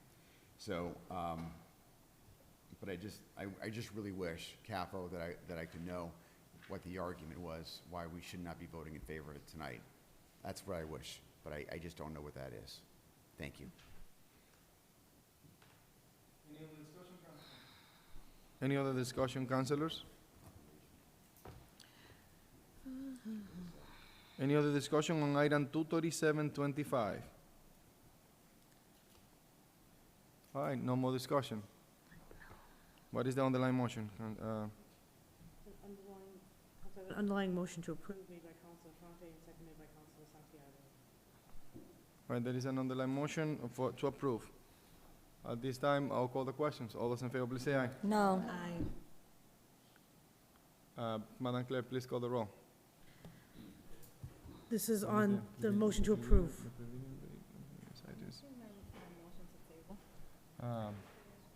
There's no motion to table. There is no motion to table. I would like to change my motion to table. Second. Is that in order? You just leave your motion, you don't change No, your wait. motion. You already made a motion to approve. So if you withdraw your motion to approve, and then it will be in order. I would like to. But I mean, you have to tell me what you want. I would like to withdraw my motion to approve and motion to table item 237-25. Second. All right, the motion is in order. Motion to table. Been properly seconded by Councilor Marmol. Point of parliamentary query, Council President. Councilor LaPlante, you have a question. What is the underlying motion if we're making a motion to table? The underlying motion is motion to table. She withdraw her motion. But usually there's an underlying motion to anything. There's a motion to approve, motion to disapprove, motion to something, and then someone makes a motion to table at that point. I'm trying to figure out what's the underlying motion. The underlying motion is a motion. A motion, in this case, is motion to table. Am I right, Madam Clerk? There will be no underlying motion, so when it comes off the table, you will start fresh with nothing, no underlying motion. You will not have a motion to approve before you'll make a motion at that time. There's no What mo- Councilor as President did, she put a motion to approve, then withdraw her motion. It is within her right to withdraw her motion. And then at that point, she also make a motion to table. And that's in order. Any other parliamentary procedure question? I hear none. Madam Clerk, please call the motion to table. This is on a motion to table. Councilor Levy? No. Councilor LaPlante? No. Councilor Luzon? Yes. Councilor Del Rosario is noted as absent. Councilor Santiago? Yes. Councilor Marmol? Yes. Councilor Reyes is noted as absent. Council Vice President Infante? Yes. Council President? I vote yes. What's the count? 1, 2, 3, 5 in favor, 2 noes and 2 absence. All right, the motion carries. Item 23825, Madam Vice President Infante. That one need an amount. Mr. Caffo, do you have an amount for item 23825? That's the recreation. It does not have a limit amount. It just have a limit amount as to the amount it can be transferred to the following year, which is $10,000. $10,000? Mhm. So basically, this one work a little different? Yes, it's a different stature within Mass General Law. Okay, so it's 10,000. The max to carry forward, but it doesn't have a limit as to how much can come in, how much they need to spend, and so forth. All right, there's a motion, Madam Vice Chair, can you present us with a report? Item 238-24, reauthorization of the Recreation and Park Self-Supporting Service Revolving Fund account was sent up as a favorable recommendation, and I make that as a formal motion. Second. All right, there's a motion on the table, and there's a motion in front of us. Properly second discussion. I hear none. All those in favor, please say aye. Aye. Any nays? No. Madam, the Right now motion it's is a to, motion to approve. motion is to approve. And we call in the question. All those in favor, please say aye. No. Madam Clerk, please call the Um, roll. Council President. We're calling the roll, so let's wait. This is a motion to approve. Yeah, I'm gonna start with Councilor Reyes, who is noted as absent. Councilor Mamo? No. Councilor Santiago? No. Councilor Del Rosario is noted as absent. Councilor Luzon? No. Councilor LaPlante? Yes. Councilor Levy? Yes. Council Vice President? No. And Council President? I vote no. What's the Motion count? Fails, 2 yes, 2 yes, voting in favor of the item, so it fails, 1, 2, 3, 4, 5 voting no, 2 are absent. Motion to table. No, it's not motion to table on this because it's already denied. I would like to reconsider my vote on item 23825. What was the vote on this, Council President? The tally vote was 5-2 to absent. 522. 5-2, it passed? It failed. It failed. 2 people voted yes to approve the item. 5 people voted no, so the item failed, and 2 people are absent, so. So on the previous side, I can reconsider my vote. Second. I would like to make a motion to reconsider my vote on item 23825. Motion has been made by the Council President. Is there a second? Second. Seconded by Properly Councilor Santiago. Discussion, Councilor LaPlante. Thank you.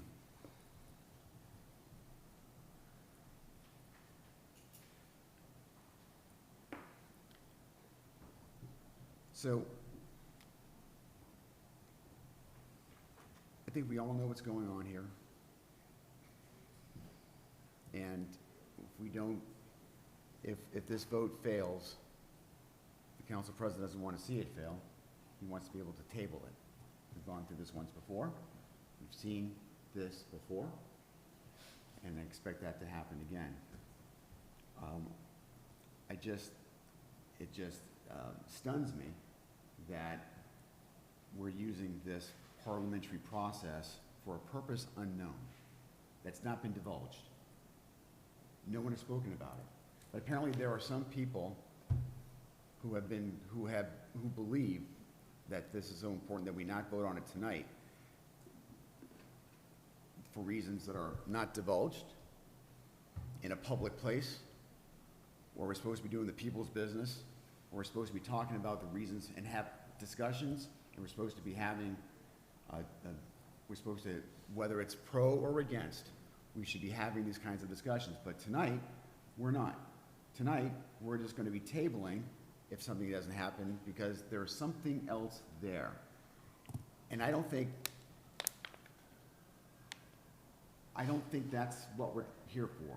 I don't think we got elected to do this. If you want to table it, we have every right to do it. There's no questioning of the ability, and the power of the majority is very real, and it's been proven this evening. That's the way it is. But what really causing me consternation is not knowing whether it's this or other matters, maybe a $500 million matter that we didn't deal with tonight, and there has been no discussion. I just think it's important that if we're going to have a debate and we do talk about this transparency thing, it's not a catchphrase, it's real. Why are we doing this? What's the purpose? I don't know what is going. It is unclear to me, the rationale. Maybe I will join you. if I knew what the problem was. If you said to me, the reasons why I'm not doing this tonight is because of whatever it is, I could say, amen, I concur. I'm not afraid to change my vote. I did it last week. I can do it again if there's a compelling reason. But right now, what I'm struggling with is that everybody seems to know, I guess, what this is. And I don't know what that is. And I just think it's important that we just be more forthcoming, because right now, I don't believe that we are. Thank you. Councilors, any other questions or comments? Seeing none, we now have a motion to reconsider our vote. All those in favor say aye. Aye. Any nays? The ayes have it. I'll make a motion to table. There's a motion to table item 238-24, seconded by Councilor Santiago. All those in favor say aye. Aye. Roll call, Madam Clerk. This is on the motion to table. I'm going to start with Councilor Levy. No. Councilor LaPlante. No. Councilor Luzon. Yes. Councilor Del Rosario is noted as absent. Councilor Santiago. Yes. Councilor Marmal. Yes. Councilor Reyes is noted as absent. Council President. Vote yes. Council Vice President. Yes. So the motion What is- carries 5 voting yes, 2 voting no, and 2 absent. Motion carries.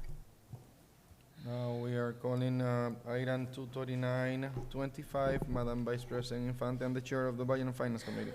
Item 239-25, the reauthorization of Veterans Memorial Stadium revolving fund account expenditure limits in the amount of $100,000 was sent up to the full council with a favorable recommendation, and I make that as a formal motion. Motion to table. Before we table, the motion is to, The second. it's been, need to be second, and then we can have an underlying motion. So, What, anybody would like to second the motion to approve? There's a motion to approve, properly second by Councilor Santiago. Discussion on the motion to approve. I hear no discussion on the motion to approve. Now it is in order to. Motion to table, Council recognize the motion. President, I'm To sorry. recognize the motion to table. Sorry. Properly second. No discussion on the table matter. It's been second by Councilor Infante. Madam Clerk, please call the roll on the motion to table. this is on the motion to table. I've got Councilor Reyes noted as absent. Councilor Marmal is, Yes, motion to table. Councilor Santiago. Yes. Councilor Del Rosario is noted as absent. Councilor Luzon on motion to table. Yes. Councilor LaPlante. No. Councilor Levy. No. Council Vice President Infante. Yes. Council President on the motion to table. Yes, on the table. Motion carries. Item 240-25, Madam Vice President and the Chair of the Budget and Finance Committee. Item 240-25, the reauthorization of library programs revolving fund accounts expenditure limits in the amount of $50,000 was sent up to the full council with a favorable recommendation, and I make that as a formal motion. Second. There is a motion on the table to, for item 240-25, properly second discussion.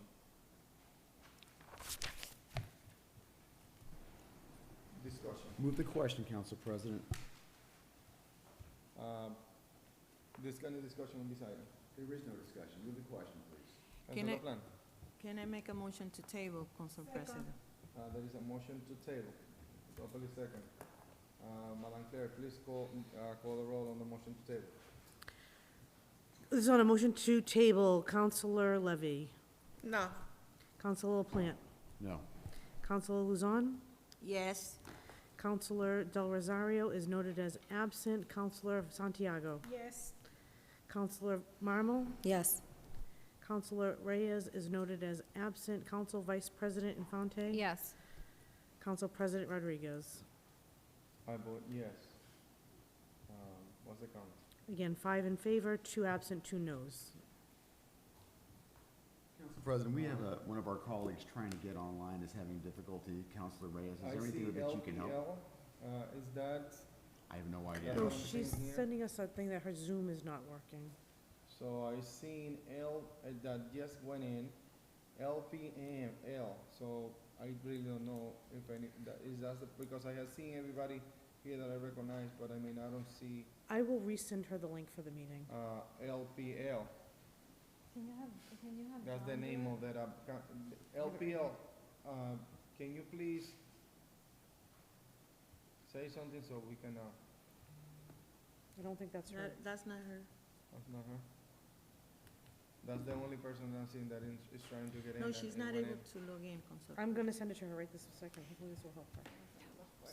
So, Madam Clerk, what is the underlying motion, if there is any? Or did we call the item 241 yet? We didn't get there. We're not there yet. Okay. We're there now. I wish to see she's in because she told me. Okay, she said yes. She's using her phone. I'm sorry, Council President. Oh, okay. Can you communicate with us, please, Councilor, very quick to see if we can hear you? Because we need to call a roll call for you all the time. And can you please, just for that, can you please change the name from LPL to your name? LPL is muted. I don't think that's her. I don't think it's She's her. not logging in at all. Like, her texts are saying, I'm not able to log in. So I just. It is me. I'm so sorry. Who's this? This is Janelle Abreu, the director of Lawrence Public Library. Oh, it's the Lawrence Public Library. Got it. Yes. Okay. My apologies, guys. You just I'm put actually your name connecting there right because now, we were picking up my son from soccer. My apologies. All right, so do you have any notification from The revolving account? Councilor Reyes? I resent her the codes and just said, ask her to please try again now. Okay, let's wait for that. I'm sorry. What was that, Eileen? No, not yet. Director do- Bernabeu, they- I'm sorry, I didn't hear that. Janelle, they're not talking to you at Alright. this time. We're gonna proceed, and then we're gonna recognize Councilor Reyes when she get in. Item 24125, Madam Vice President and the Chair of the Regional Finance Committee. Item 241, Madam Vice President Infante. Item 241-25, the reauthorization of the PEG access and cable-related funds revolving fund account appropriation in the amount of $450,000 was sent out with a favorable recommendation, and I make that as a formal motion. Second. There's a motion to approve, properly second discussion on this matter. Madam Clerk, please recognize or call the roll for Councilor Reyes. Motion to table, Council President. I'll recognize it I'll recognize the motion in a second. Thank you. Madam Clerk, please call the roll for Councilor Reyes. Councilor Reyes? Present. Any discussion on this item? Councilor Song, I'll recognize your motion. What is your motion? Motion to table.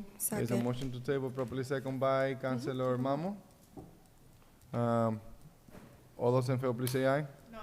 On the motion to table. Madam Clerk, please call the roll. This is on a motion to table. I'm gonna start with you, Councilor Reyes.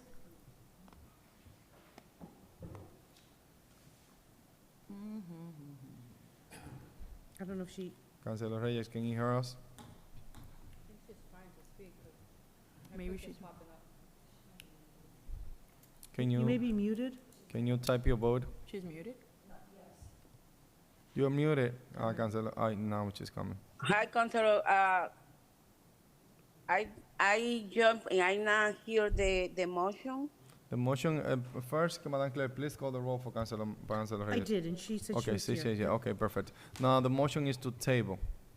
Item 24125, which is the authorization of PEC access cable-related funds, revolving funds accounts appropriation for the amount of $450,000. The motion is to table. Well, no. The motion, Councilor Reyes vote no. No, no to table, okay. Thank you, Counselor. Counselor Marmo? Yes. Councilor Santiago. Yes. Councilor Del Rosario is noted as absent. Councilor Luzon. Yes. Councilor LaPlante. No. Councilor Levy. No. Council Vice President Infante. Yes. Council President Rodriguez. Vote yes on the motion to table.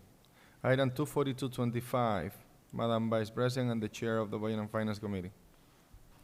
Item 242-25, the reauthorization of DPW Recycling Revolving Fund Account Expenditure Limit in the amount of $150,000 was sent up as a favorable recommendation, and I make that as a formal motion. Second discussion.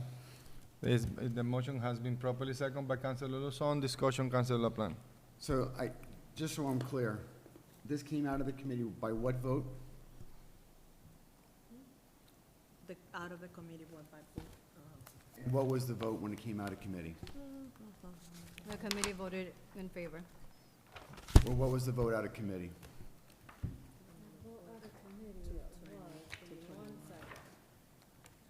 think it was unanimous. Pretty sure it was unanimous. 4-1, 4-0. No, it was 3, because Counselor, 3-0, because Counselor Luzon wasn't present. So just so I'm clear, when this discussion was made at the committee level, only on this document, although I think there's a pattern, but on this document, it came out with a 3-0 vote. Council President, were you at that meeting? I was? Yeah. Did you vote in favor at the committee level, favorable? If you allow me to speak, I will tell you how I voted. I'm asking. It's not a yes or no question, right? I've asked you, how did you vote? You can answer however you want. And I voted at that moment to approve, to send it to the full council with a favorable recommendation. And then that's the motion that Councilor Vice President has made. And that's the motion that we are discussing at this point. And that's fantastic, 'cause that's exactly what I'm staying on. So what happened between the time that you voted for, not just you, but whoever was on the committee, before the time that you had the vote at the budget committee to tonight, that is now we were either voting against something or we're voting to table it? What was missing?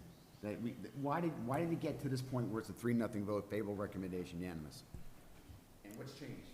And what has changed? We don't have another motion to be able to discuss it. You asking me for the future vote and how we're gonna vote. Council And President, I think if we all that's have something that eyes to see, I can sustain. if we have eyes to see, Council President, we know what's happening. We know what's going to happen. There is a pattern here. For those who are denying the pattern are putting their heads in the sand. It's very clear. So the question is, for whoever is willing to answer the question, there's a 3-0 vote. For those 3 members who voted in favor of it, I would like to know, so I can vote properly this evening, why did you vote in favor of it, so I can know that? And then why are you changing, potentially you need more time? Why? So I can maybe vote in favor of a motion to table. I like to do that. Why? Well, if you're asking me on how you vote, you never ask me how you vote. You vote your conscience. You know, sometimes, Council President, that we do vote our conscience, but we vote on principle and on a basis, and sometimes we justify our votes. When any constituent asks you, how did you vote on something, to any one of us, we say we voted on this because of this, or because, whatever the reasons are. I'm just curious as to what that So reason is. if your constituents ask you, I voted one way or another, you have to respond based on how you voted.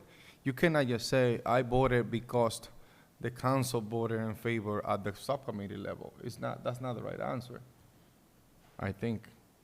I get it, Council President, so just so I'm clear, there's not gonna be a response to my question. There's No, not gonna be- I say nor that this one I voted or the favorably next one. to send it to the full council. I get it, I get it, I get it. And I'm not saying that I'm not gonna vote favorably. I'm just saying that was the vote at that point. Now we're discussing the vote, and if another motion come up before I make my decisions, I can consider that motion. It is within our right to consider any motion. Thank you. All right, at this time, councilors, the vote, what is the underlying motion, Madam Clerk? At this time, we have an underlying motion to approve made by Council Infante, seconded by Council Luzon. All right, any discussion on the approval? Motion to table. There is a motion to table by Councilor Second. Santiago, I properly made second by Councilor Marmo. Was not to, No, it's okay. yeah. No discussion on the table matters. All those in favor, please say aye. Aye. Aye. Madam Clerk, please call the roll for all the councilors. This is on the motion to table the document. Counselor Levy? No. Counselor LaPlante? No. Counselor Luzon? Yes. Counselor Del Rosario is noted as absent. Counselor Santiago? Yes. Counselor Marmal? Yes. Counselor Selena Reyes? No. Council Vice President Infante? Yes. Council President Rodriguez? I vote yes. What's the count? The count is 5 in favor, 3 opposing, and 1 absent. Motion carries. Item has been tabled. Item 24325, Madam Vice President and the Chair of the Budget and Finance Committee. Item 243-25, the transfer of funds in the amount of $6,137,126 from free cash to various accounts was set up from the committee as a favorable recommendation, and I make that as a formal motion. Second. My mic is off. There's a motion in front of us. Properly second discussion on this matter. Ms. Caffo. Yes, I just want to remind the importance of any free cash transfer that's being presented to you tonight. Free cash ends on June 30th. After that, we'll probably have to wait till November until it's certified by the Department of Revenue. So any item here, specifically snow and ice deficits, if we don't clear it up, we're gonna have to add it to the tax recap, which means we're gonna raise more taxes, and I'm sure you don't wanna do that. Council So- President, So, hold on one second. So you're saying that, If we don't clean up the snow and ice deficit, we will need to add it to the tax recap, which means we will have to raise more taxes. that's an statement that it sounds like, oh, if we don't do that, and No, then it will. I'm just letting you know. No. What you're saying, we have to, you say we have to add, right? You can do whatever you decide, whatever And you then, please. But it and wouldn't be then- fair for me to give you all the answers. In this case, free cash ends this week. After that, we can't use any free cash All right, we until understand. We November. understand that. Okay. Thank you for the information. Just Even wanna make though, sure you have it. or you have to, it's not like it's gonna just go. Taxes get increased by the vote of the council. If it is a supplementary Right. budget, we understand But this is that. the only deficit that is Yeah. allowed by law to be included in the tax recap if Yep. it's not clear out by the end of the year. Yep, Just so understand. you know. And that's specifically for the snow and ice. What's the amount on the snow and ice? The snow and ice is 1,665,848. So the 1.6 million out of the 6 millions that you have in front of us, right? That's correct. Correct, no problem. All right, Council President. Councilor Luzon, give me 1 minute. Madam Clerk, can you repeat the motion that we have, the underlying motion?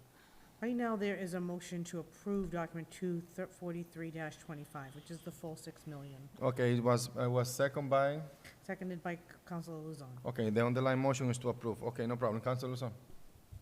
Can I ask CAFO to remind us how much we have left in free cash? Just for the record. Yes, so before any of these transfers that are presented before you, our balance is 14,945,541. So that does not include the year-end transfers and the free cash transfers that we just talked about in item 243. So there's two things before you that will use some of the free cash, and those are items 235 and 243. So- And the year-end transfers has a portion of that, and then the transfer from free cash to various reserve funds, and also the snow and ice deficit. What will be the balance if this council approves? What will be the balance on free cash? The balance would be 7,684,644. And When's that for the proposal? record, this administration started with how much money in free cash? $45 million, you said? No, in How much? FY '25, the certified free cash per DOR is 15,737,541. There's only one charge against this free cash, and it's the transfer done by the fire department for 792,000.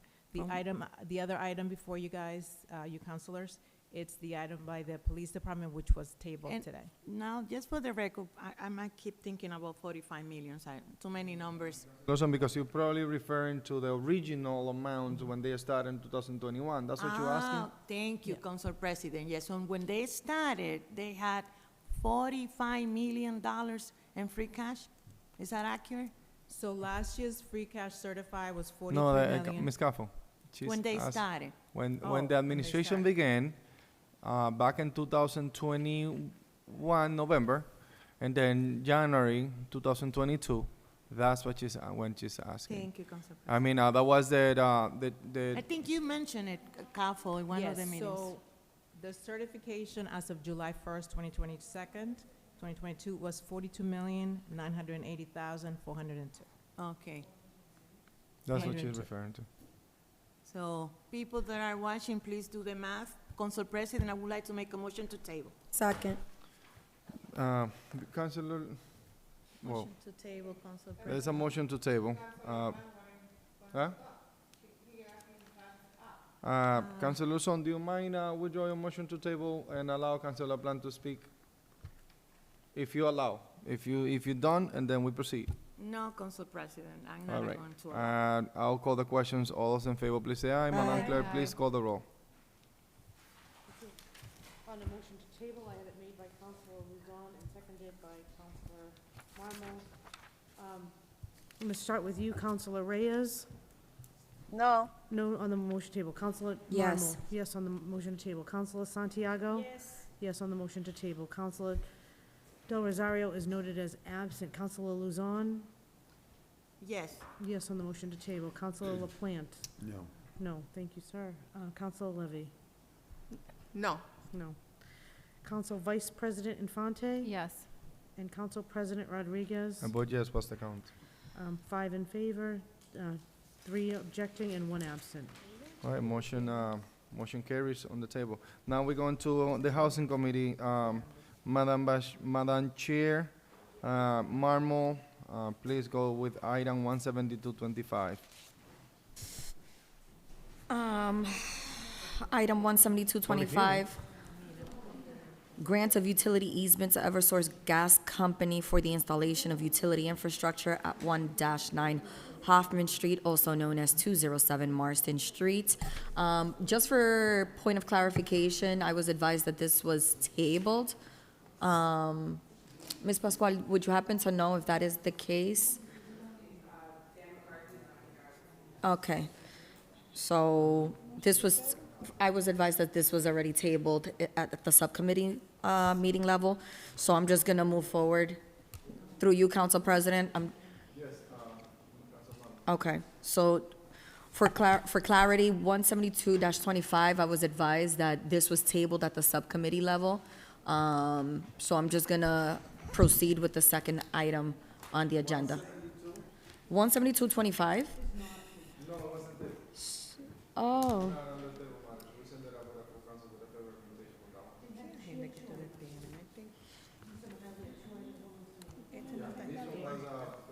It was? Okay.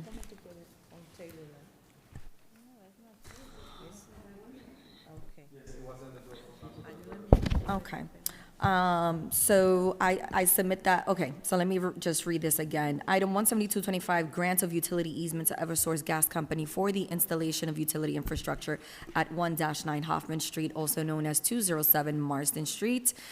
This was voted with a favorable recommendation to full council, and I submit that to you in the form of a motion. However, I do not see Mr. McCarthy here before us for purpose of discussions.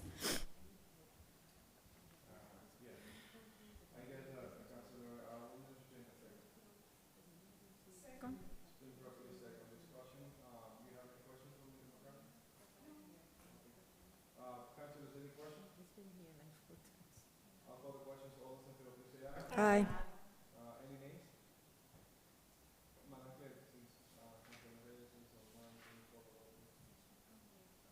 I'm sorry, yep, thank you. This is on a motion to approve. I had it made by Councilor Marmol, and I apologize. This motion was seconded by Councilor, thank you, Councilor.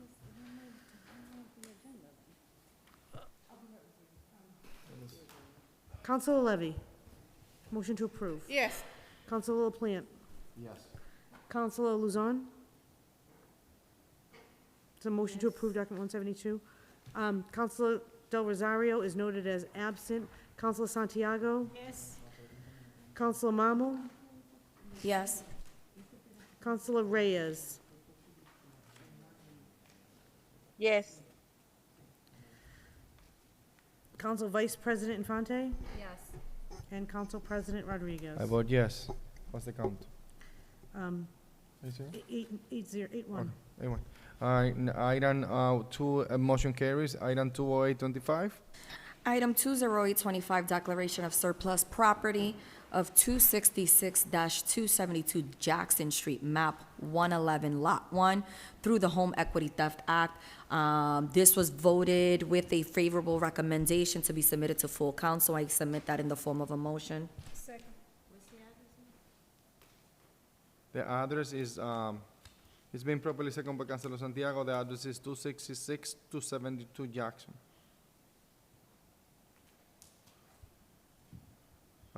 Discussion. Discussion.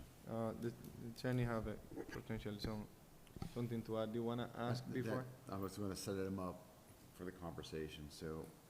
Mr. Attorney? The reason, do you know why you're here? Yes. Okay. This is one of the properties that we are now under subject, as you may or may not remember. There was a new law called Home Equity Theft passed, which gave very strict guidelines for cities and towns regarding properties that they take by tax title. And unfortunately, the other day, there were multiple properties which were tabled. Unfortunately, I was not feeling well that night. I couldn't come here and explain to you the importance that these timetables need to be met.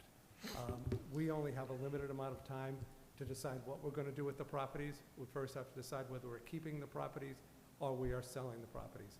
In this case, it was decided that this property would be sold. So at this point, we have to declare it surplus. Once it's declared surplus, we have to immediately get it appraised. After we get it appraised, we then have to list it and get it out there. The reason you don't is we already have a lawsuit against the city regarding properties. In particular, the 10 condo units that were here last week, one of them has already been included in the suit. What it is, for lack of better things, is lawyers looking to make money because they realize that you don't follow the proper procedure. I mean, the law itself is very equitable. I understand why it is. What would happen is someone would owe $100,000 in taxes on their house. The city would take the property, sell it for $500,000, and keep the extra $400,000. That can't happen anymore. What has to happen now is if you have $100,000 in taxes owed. Which, by the way, that's only an example. This is an example. Yes, that way we clear. Yeah, and the property sold for $500,000. Again, we would have to return that money, but we'd have to prove, first of all, that we got full and accurate money for the property. In this particular property, this is a property that was taken for taxes. There's a large amount of taxes on this property, so hopefully this won't be included in the lawsuit, but it's before you do declare surplus because we need to meet these timetables. Right, and this is the property that is at the lot that is at the corner of Jackson. And can you just give us some clarity in that way everybody locate themselves? No, just the corner. So this is the property that's in the corner of the G&Z and the Berkeley, Jackson Street. Berkeley and Jackson, that empty lot that is on the sides on one corner. Everybody knows what it is? Yes. Okay. It's easy that way because, I mean, we kind of like locate ourselves. I wish there was an audio visual we could show you. Yeah, I look at it online, that's why I knew. Councilor Marmo. I believe other items were tabled, and we took matters on the ones that there was like an emergency to move forward with. Sure. But there were questions in regards to what was the process of selecting the realtor, or is it someone that we're going to go through an RFP process for each individual property, or are we retaining someone to oversee all these properties? Obviously not all together, but are we just retaining one broker or realtor to oversee all properties? So the problem was that in the beginning, we were up against the fence. So we had no time so we just did one property at a time. We chose, because of the amount we were able to choose, one realtor, we choose one appraiser, we choose it. But that's not the way we want to do it. The way, probably is we put an RFP out for any and all properties, and we get someone to bid on this and put an RFP out for all these properties. So That's the way going forward. Going So forward, normally would be an RFP process regardless of the price or the value of the land? Exactly. It would be very specific, though. We would only get, for instance, commercial real estate appraisers and commercial real estate brokers for commercial property. And we Okay. would get residential real estate appraisers and resident, so it's really what the use of the property is first determines which one we're gonna get. Are you able to reveal who's the current realtor that we will be working with in regards to? At this point, when one has not been, see, everything happens on it hasn't been declared surplus. We can't list it with a realtor until it's surplus. Everything backs up to each other, so that. Attorney was just asking if we have a list of realtors or if we have a realtor that is potentially list this property, correct? Correct, because you said we're not going through an RFP process for this one because of the time limitations. At this moment, we do not have I do not believe, no, there is no realtor at this point. Being that there won't be an RFP process, what will be the process? Oh, they will be. Oh, okay. Can you? So under the Home Equity Theft Act, they're very specific with how they want us to handle these. There has to be a realtor and there has to be an appraiser. Oh, we And can the- do it for one property, as opposed to what we want is somebody for all. Once we get it. So in this case, are you doing an RFP? Yes, we are preparing an RFP after the declaration of surplus. And what is gonna be the purpose of the RFP? The point person for the RFP? No, the purpose of the RFP. What is gonna be? It's gonna be for So the we are just like- development, housing, or park, or? So under and I'm glad you asked, under the Home Equity Theft Act, and I brought together the PowerPoint that I shared with you guys and that Capola shared with you guys on multiple occasions to educate you guys on this Home Equity Theft Act. So municipalities that elect to sell property will be required to list the property for sale within 180 days of the final judgment, which has already happened. If the property does not sell within 12 months of the listing, the municipality will have to auction the property. The municipality cannot accept auction bids for less than 2/3 of the appraised property value, which is why we're using the appraiser. We want to make sure it's done correctly.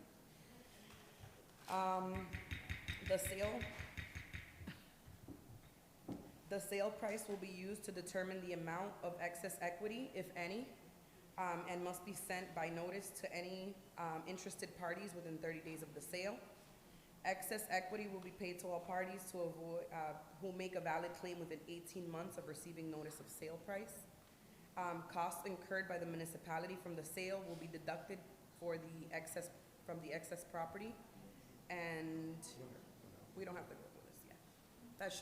That's the requirement, so we have to do an RFP, and we have to get a realtor, and we have to get an appraiser. Versus now, we use just me, right? I do this process with the legal, and we do this all in-house. Now it's being asked of us to do an RFP for a realtor and an appraiser. You still have the floor. So just to make sure I understood, Attorney, did you say that going forward, obviously we're going to do an RFP now to get a realtor to handle this specific property, but did you state that going forward, the vision is to have one realtor to oversee all of them? Yes, get a list. Put it Okay. out there and get a list of people that we can use. Okay, to- so let me. So that we don't have to each time go out. We can say, this person has been approved, this person has been approved. We can now list the property with them. So essentially, part of this program it also came together with the receivership program from the court. So the court used to have a number of receivers on their specific qualifications to be able to participate in the program.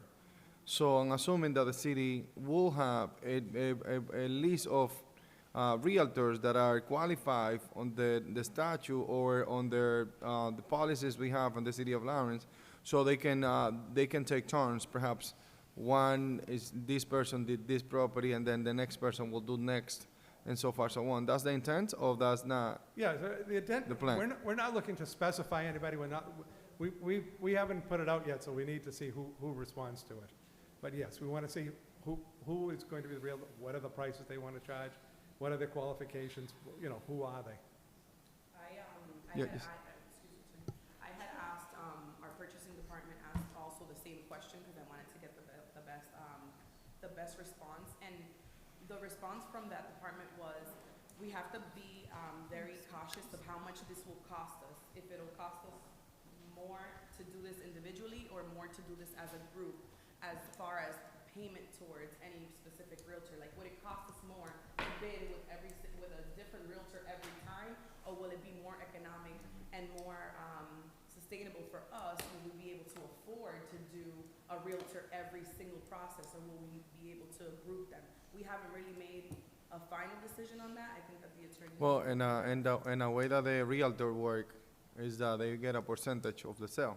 Right. So it will be the same amount. The city's not spending money, but it No, also no, and has, I it s- I also know. has to be reasonable. Again, this is going to be, if someone were to bring suit, it's my house you took, and I say, oh, you used Tim Hooton Realtor who charged us 25%, that's not gonna be reasonable. No, because the realty war is like, you set up the percentage, and then whoever applies on the RFP knows that that's the percentage. The percentage of the property is like anywhere between this percentage and this percentage. The city will say, we'll pay this percentage of the property sale.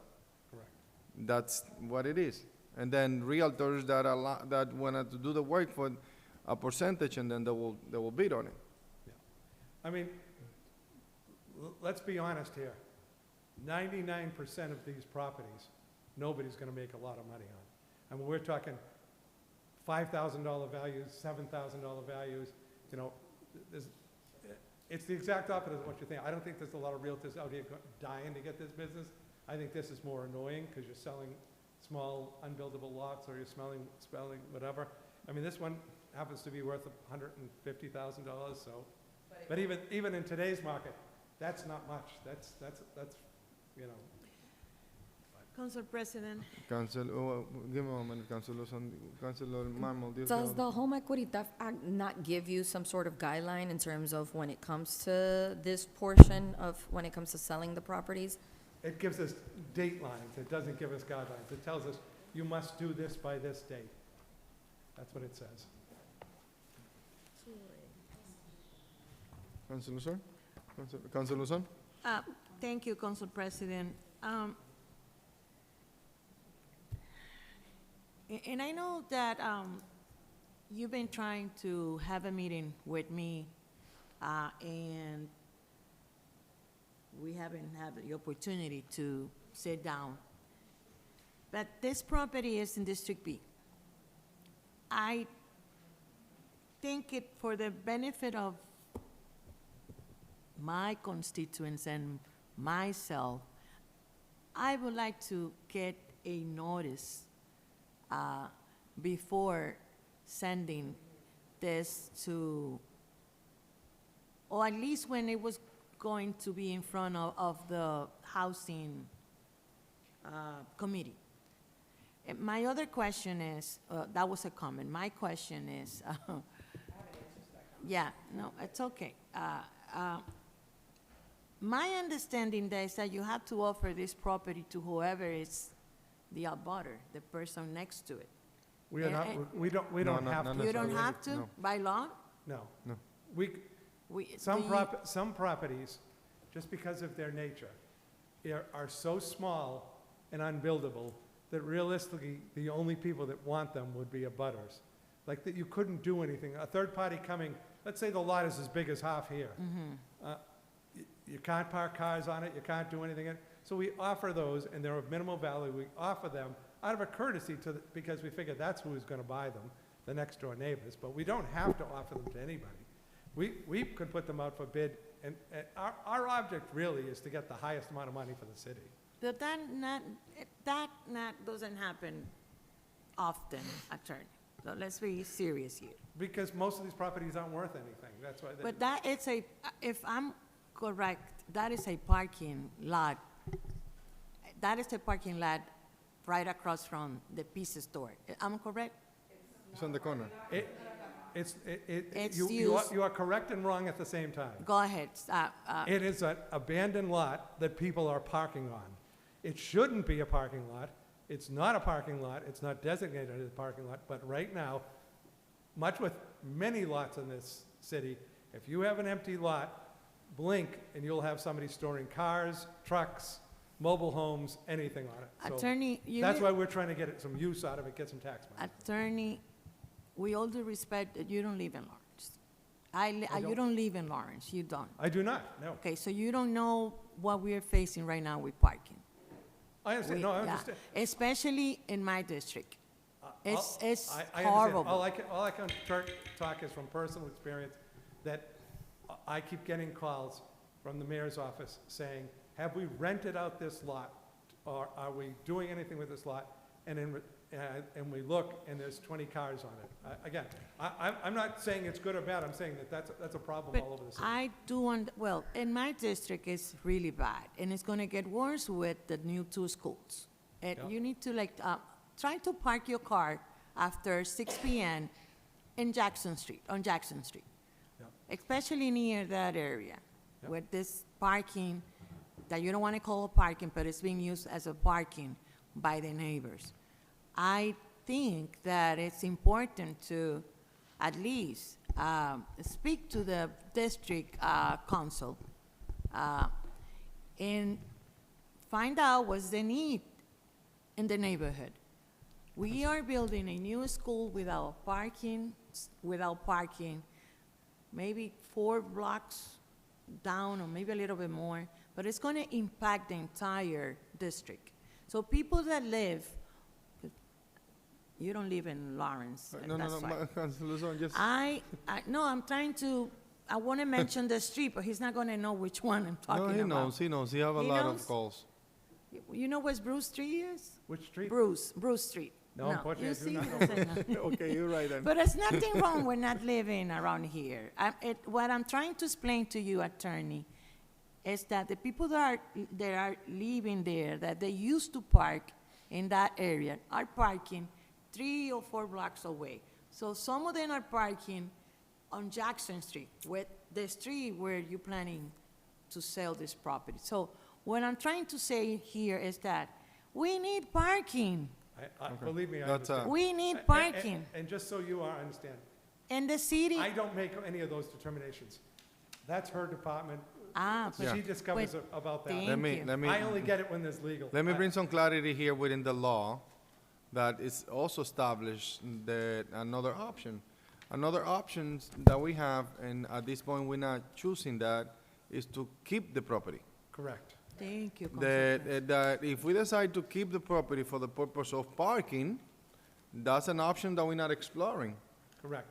But we did send out a notice to every department in the city, and including the city council, saying, here is this property. Does the city have any interest in it? Because obviously, as you say, if the city has interest in it, if this lot were right beside a school, I don't think we would have this conversation. I think the city would say, yes, we have an interest in it. Yes, we need parking for the schools. No, what But- Councilor Luzon is saying It's that. always offered to the city first before we go. What Councilor Luzon is said that the domino effect of the Leahy School being built around there, maybe 8-10 blocks from there, is going to reflect the parking lot, or the lot, that if become a parking lot, it's going to be a release to people around there or people, a little far from there, if it is a public parking lot being built by the city. That's what I respect you're the referring. council's opinion. I understand perfectly what you say. Again. I If have the no city concern. if the city decide to keep the lot, Yes, it is a potential to develop a parking lot there. it would be, yes. It will be. But, and that's So if my the council decide not to vote to declare a surplus, and then the city will look into something else. I think, and thank you, Council President, I think that what's happening what's going to happen in District B due to the new school is going to be chaos. That's the only way to define it. They need 900 parking spaces that we don't have. most of the residents are asking for resident parking, and unfortunately, we have provided some of them with, but they also getting organized, because they don't find a space to park their car. And this is also, bringing other issues. People are fighting for a parking space. And It might be a great way to make some money if one of them wants to buy the lot But and maybe- creates a parking space and But rents it to their maybe neighbors. it's a way for the city to make some money, attorney. Because Again, you, not my decision, again. I, yeah. So just to clarify the comment that Councilor Luzon made earlier about we should let you guys know what's going on and we should keep you in the loop. I have tried my best since I've been here to have a clear, open line of communication. I have you have. offered for all of you guys to come into my office. Some have come, some for scheduling reasons haven't been able to. I know it's not that you don't want to. I know it's just scheduling. And I'm open to having that line of communication with you guys. I also want the best interest for a city where I was born and raised in, and I hear the cry, and I understand what's going on. We still do need to declare the property surplus, though, which is what we're here.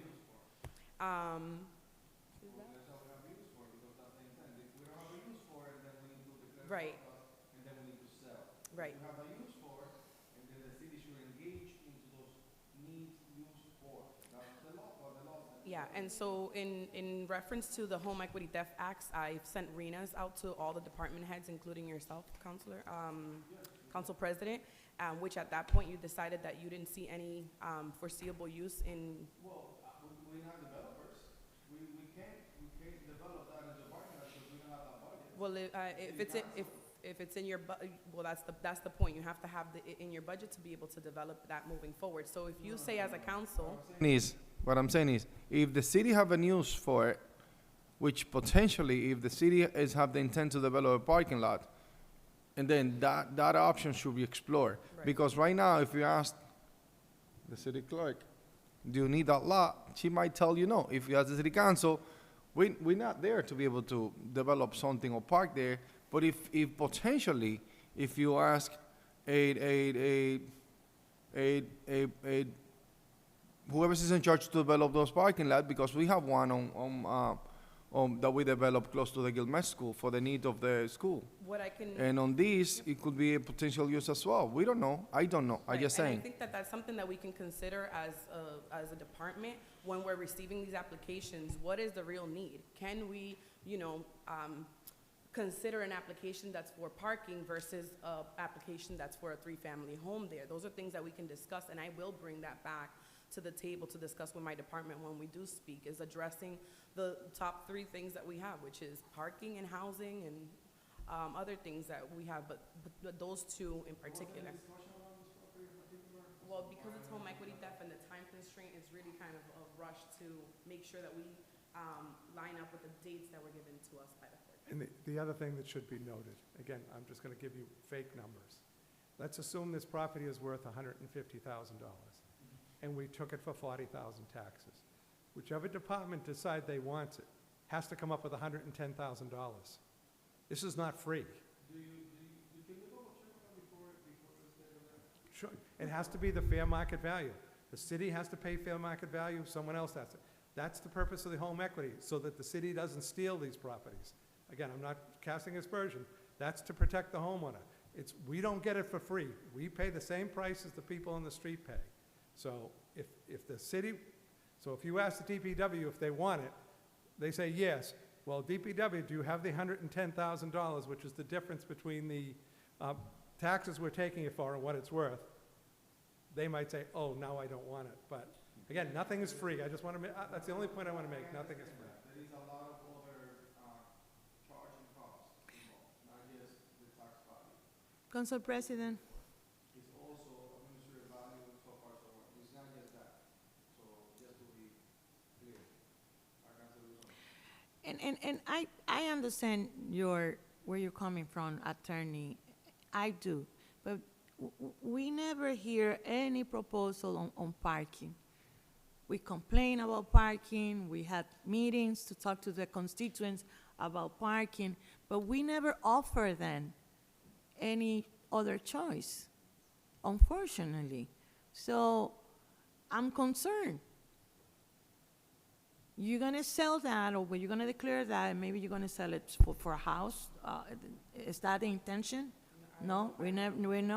It's, Could be a parking, it could be the it's- neighbor, I don't know who's gonna. it's whoever's gonna again, we have to get the most money. Whoever's Who gonna offer the owns, most money. if maybe you have this information, who owns The lot? the lots? The Because city of there's Lawrence two- right now. There's two lots there, The city of Lawrence own it right now. That's The why we're entire lot? declaring surplus. the entire. The entire lot, yeah. So the person that has a mini, The little parking division there? there, that's also city. it belongs to the city? Yeah. Oh. They just put the chain fence in the middle. Yeah, have you stopped by? You know that the lot is divided. It has a fence. We're looking to move it forward so we can get some money back. That, I'm I'm, not sure. can I again, finish? As you have so stated, I will just rely on the fact that the lot shows in green. Uh-huh. Then there's a fence, then there's another lot that's not ours. That's, okay, because that person parks, he sells cars, I think. Okay. But again, the fence, the lot itself is not fenced. Which one is, We're in green, here, I provided can, this to. yeah, but I don't have it. I know you did. I know you did. That's why I started the, no, but I want to see it here. It's in the package. so it's So highlighted. this is the, The green is.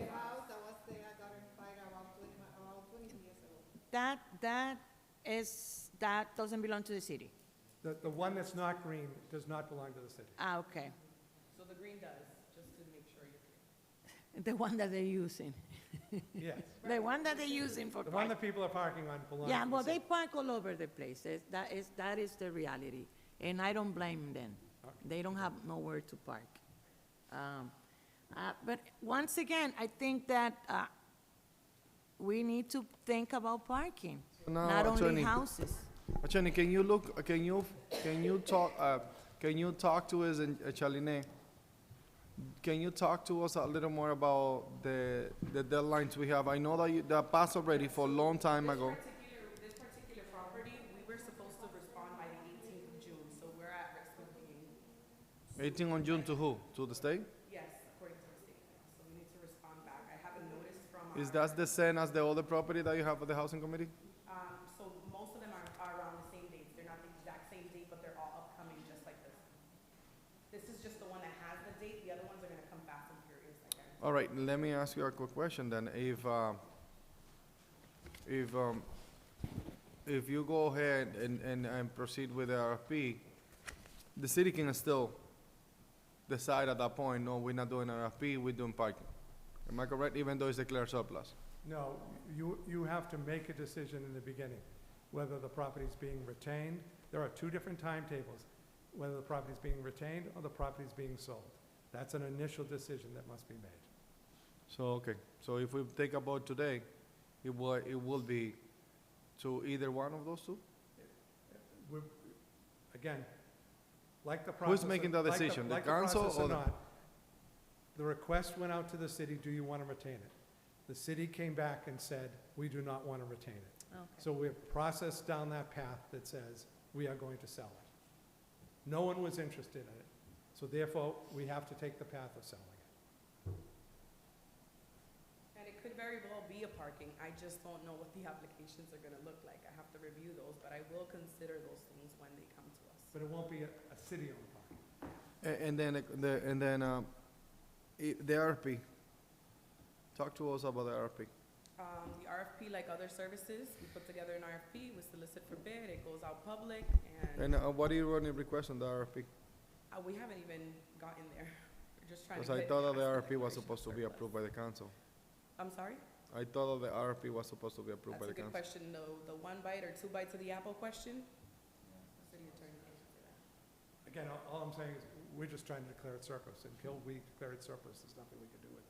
The process after we declare surplus is the next is the develop the RFP. And Correct. that, at least a draft, the council need to see for us to take a vote whether or not we want that to be on that direction. Okay, I don't believe you We have that. we did that last time with that, 292 Water Street. Again, I believe that may have happened. That is not the requirement. And just to We need some clarity on that.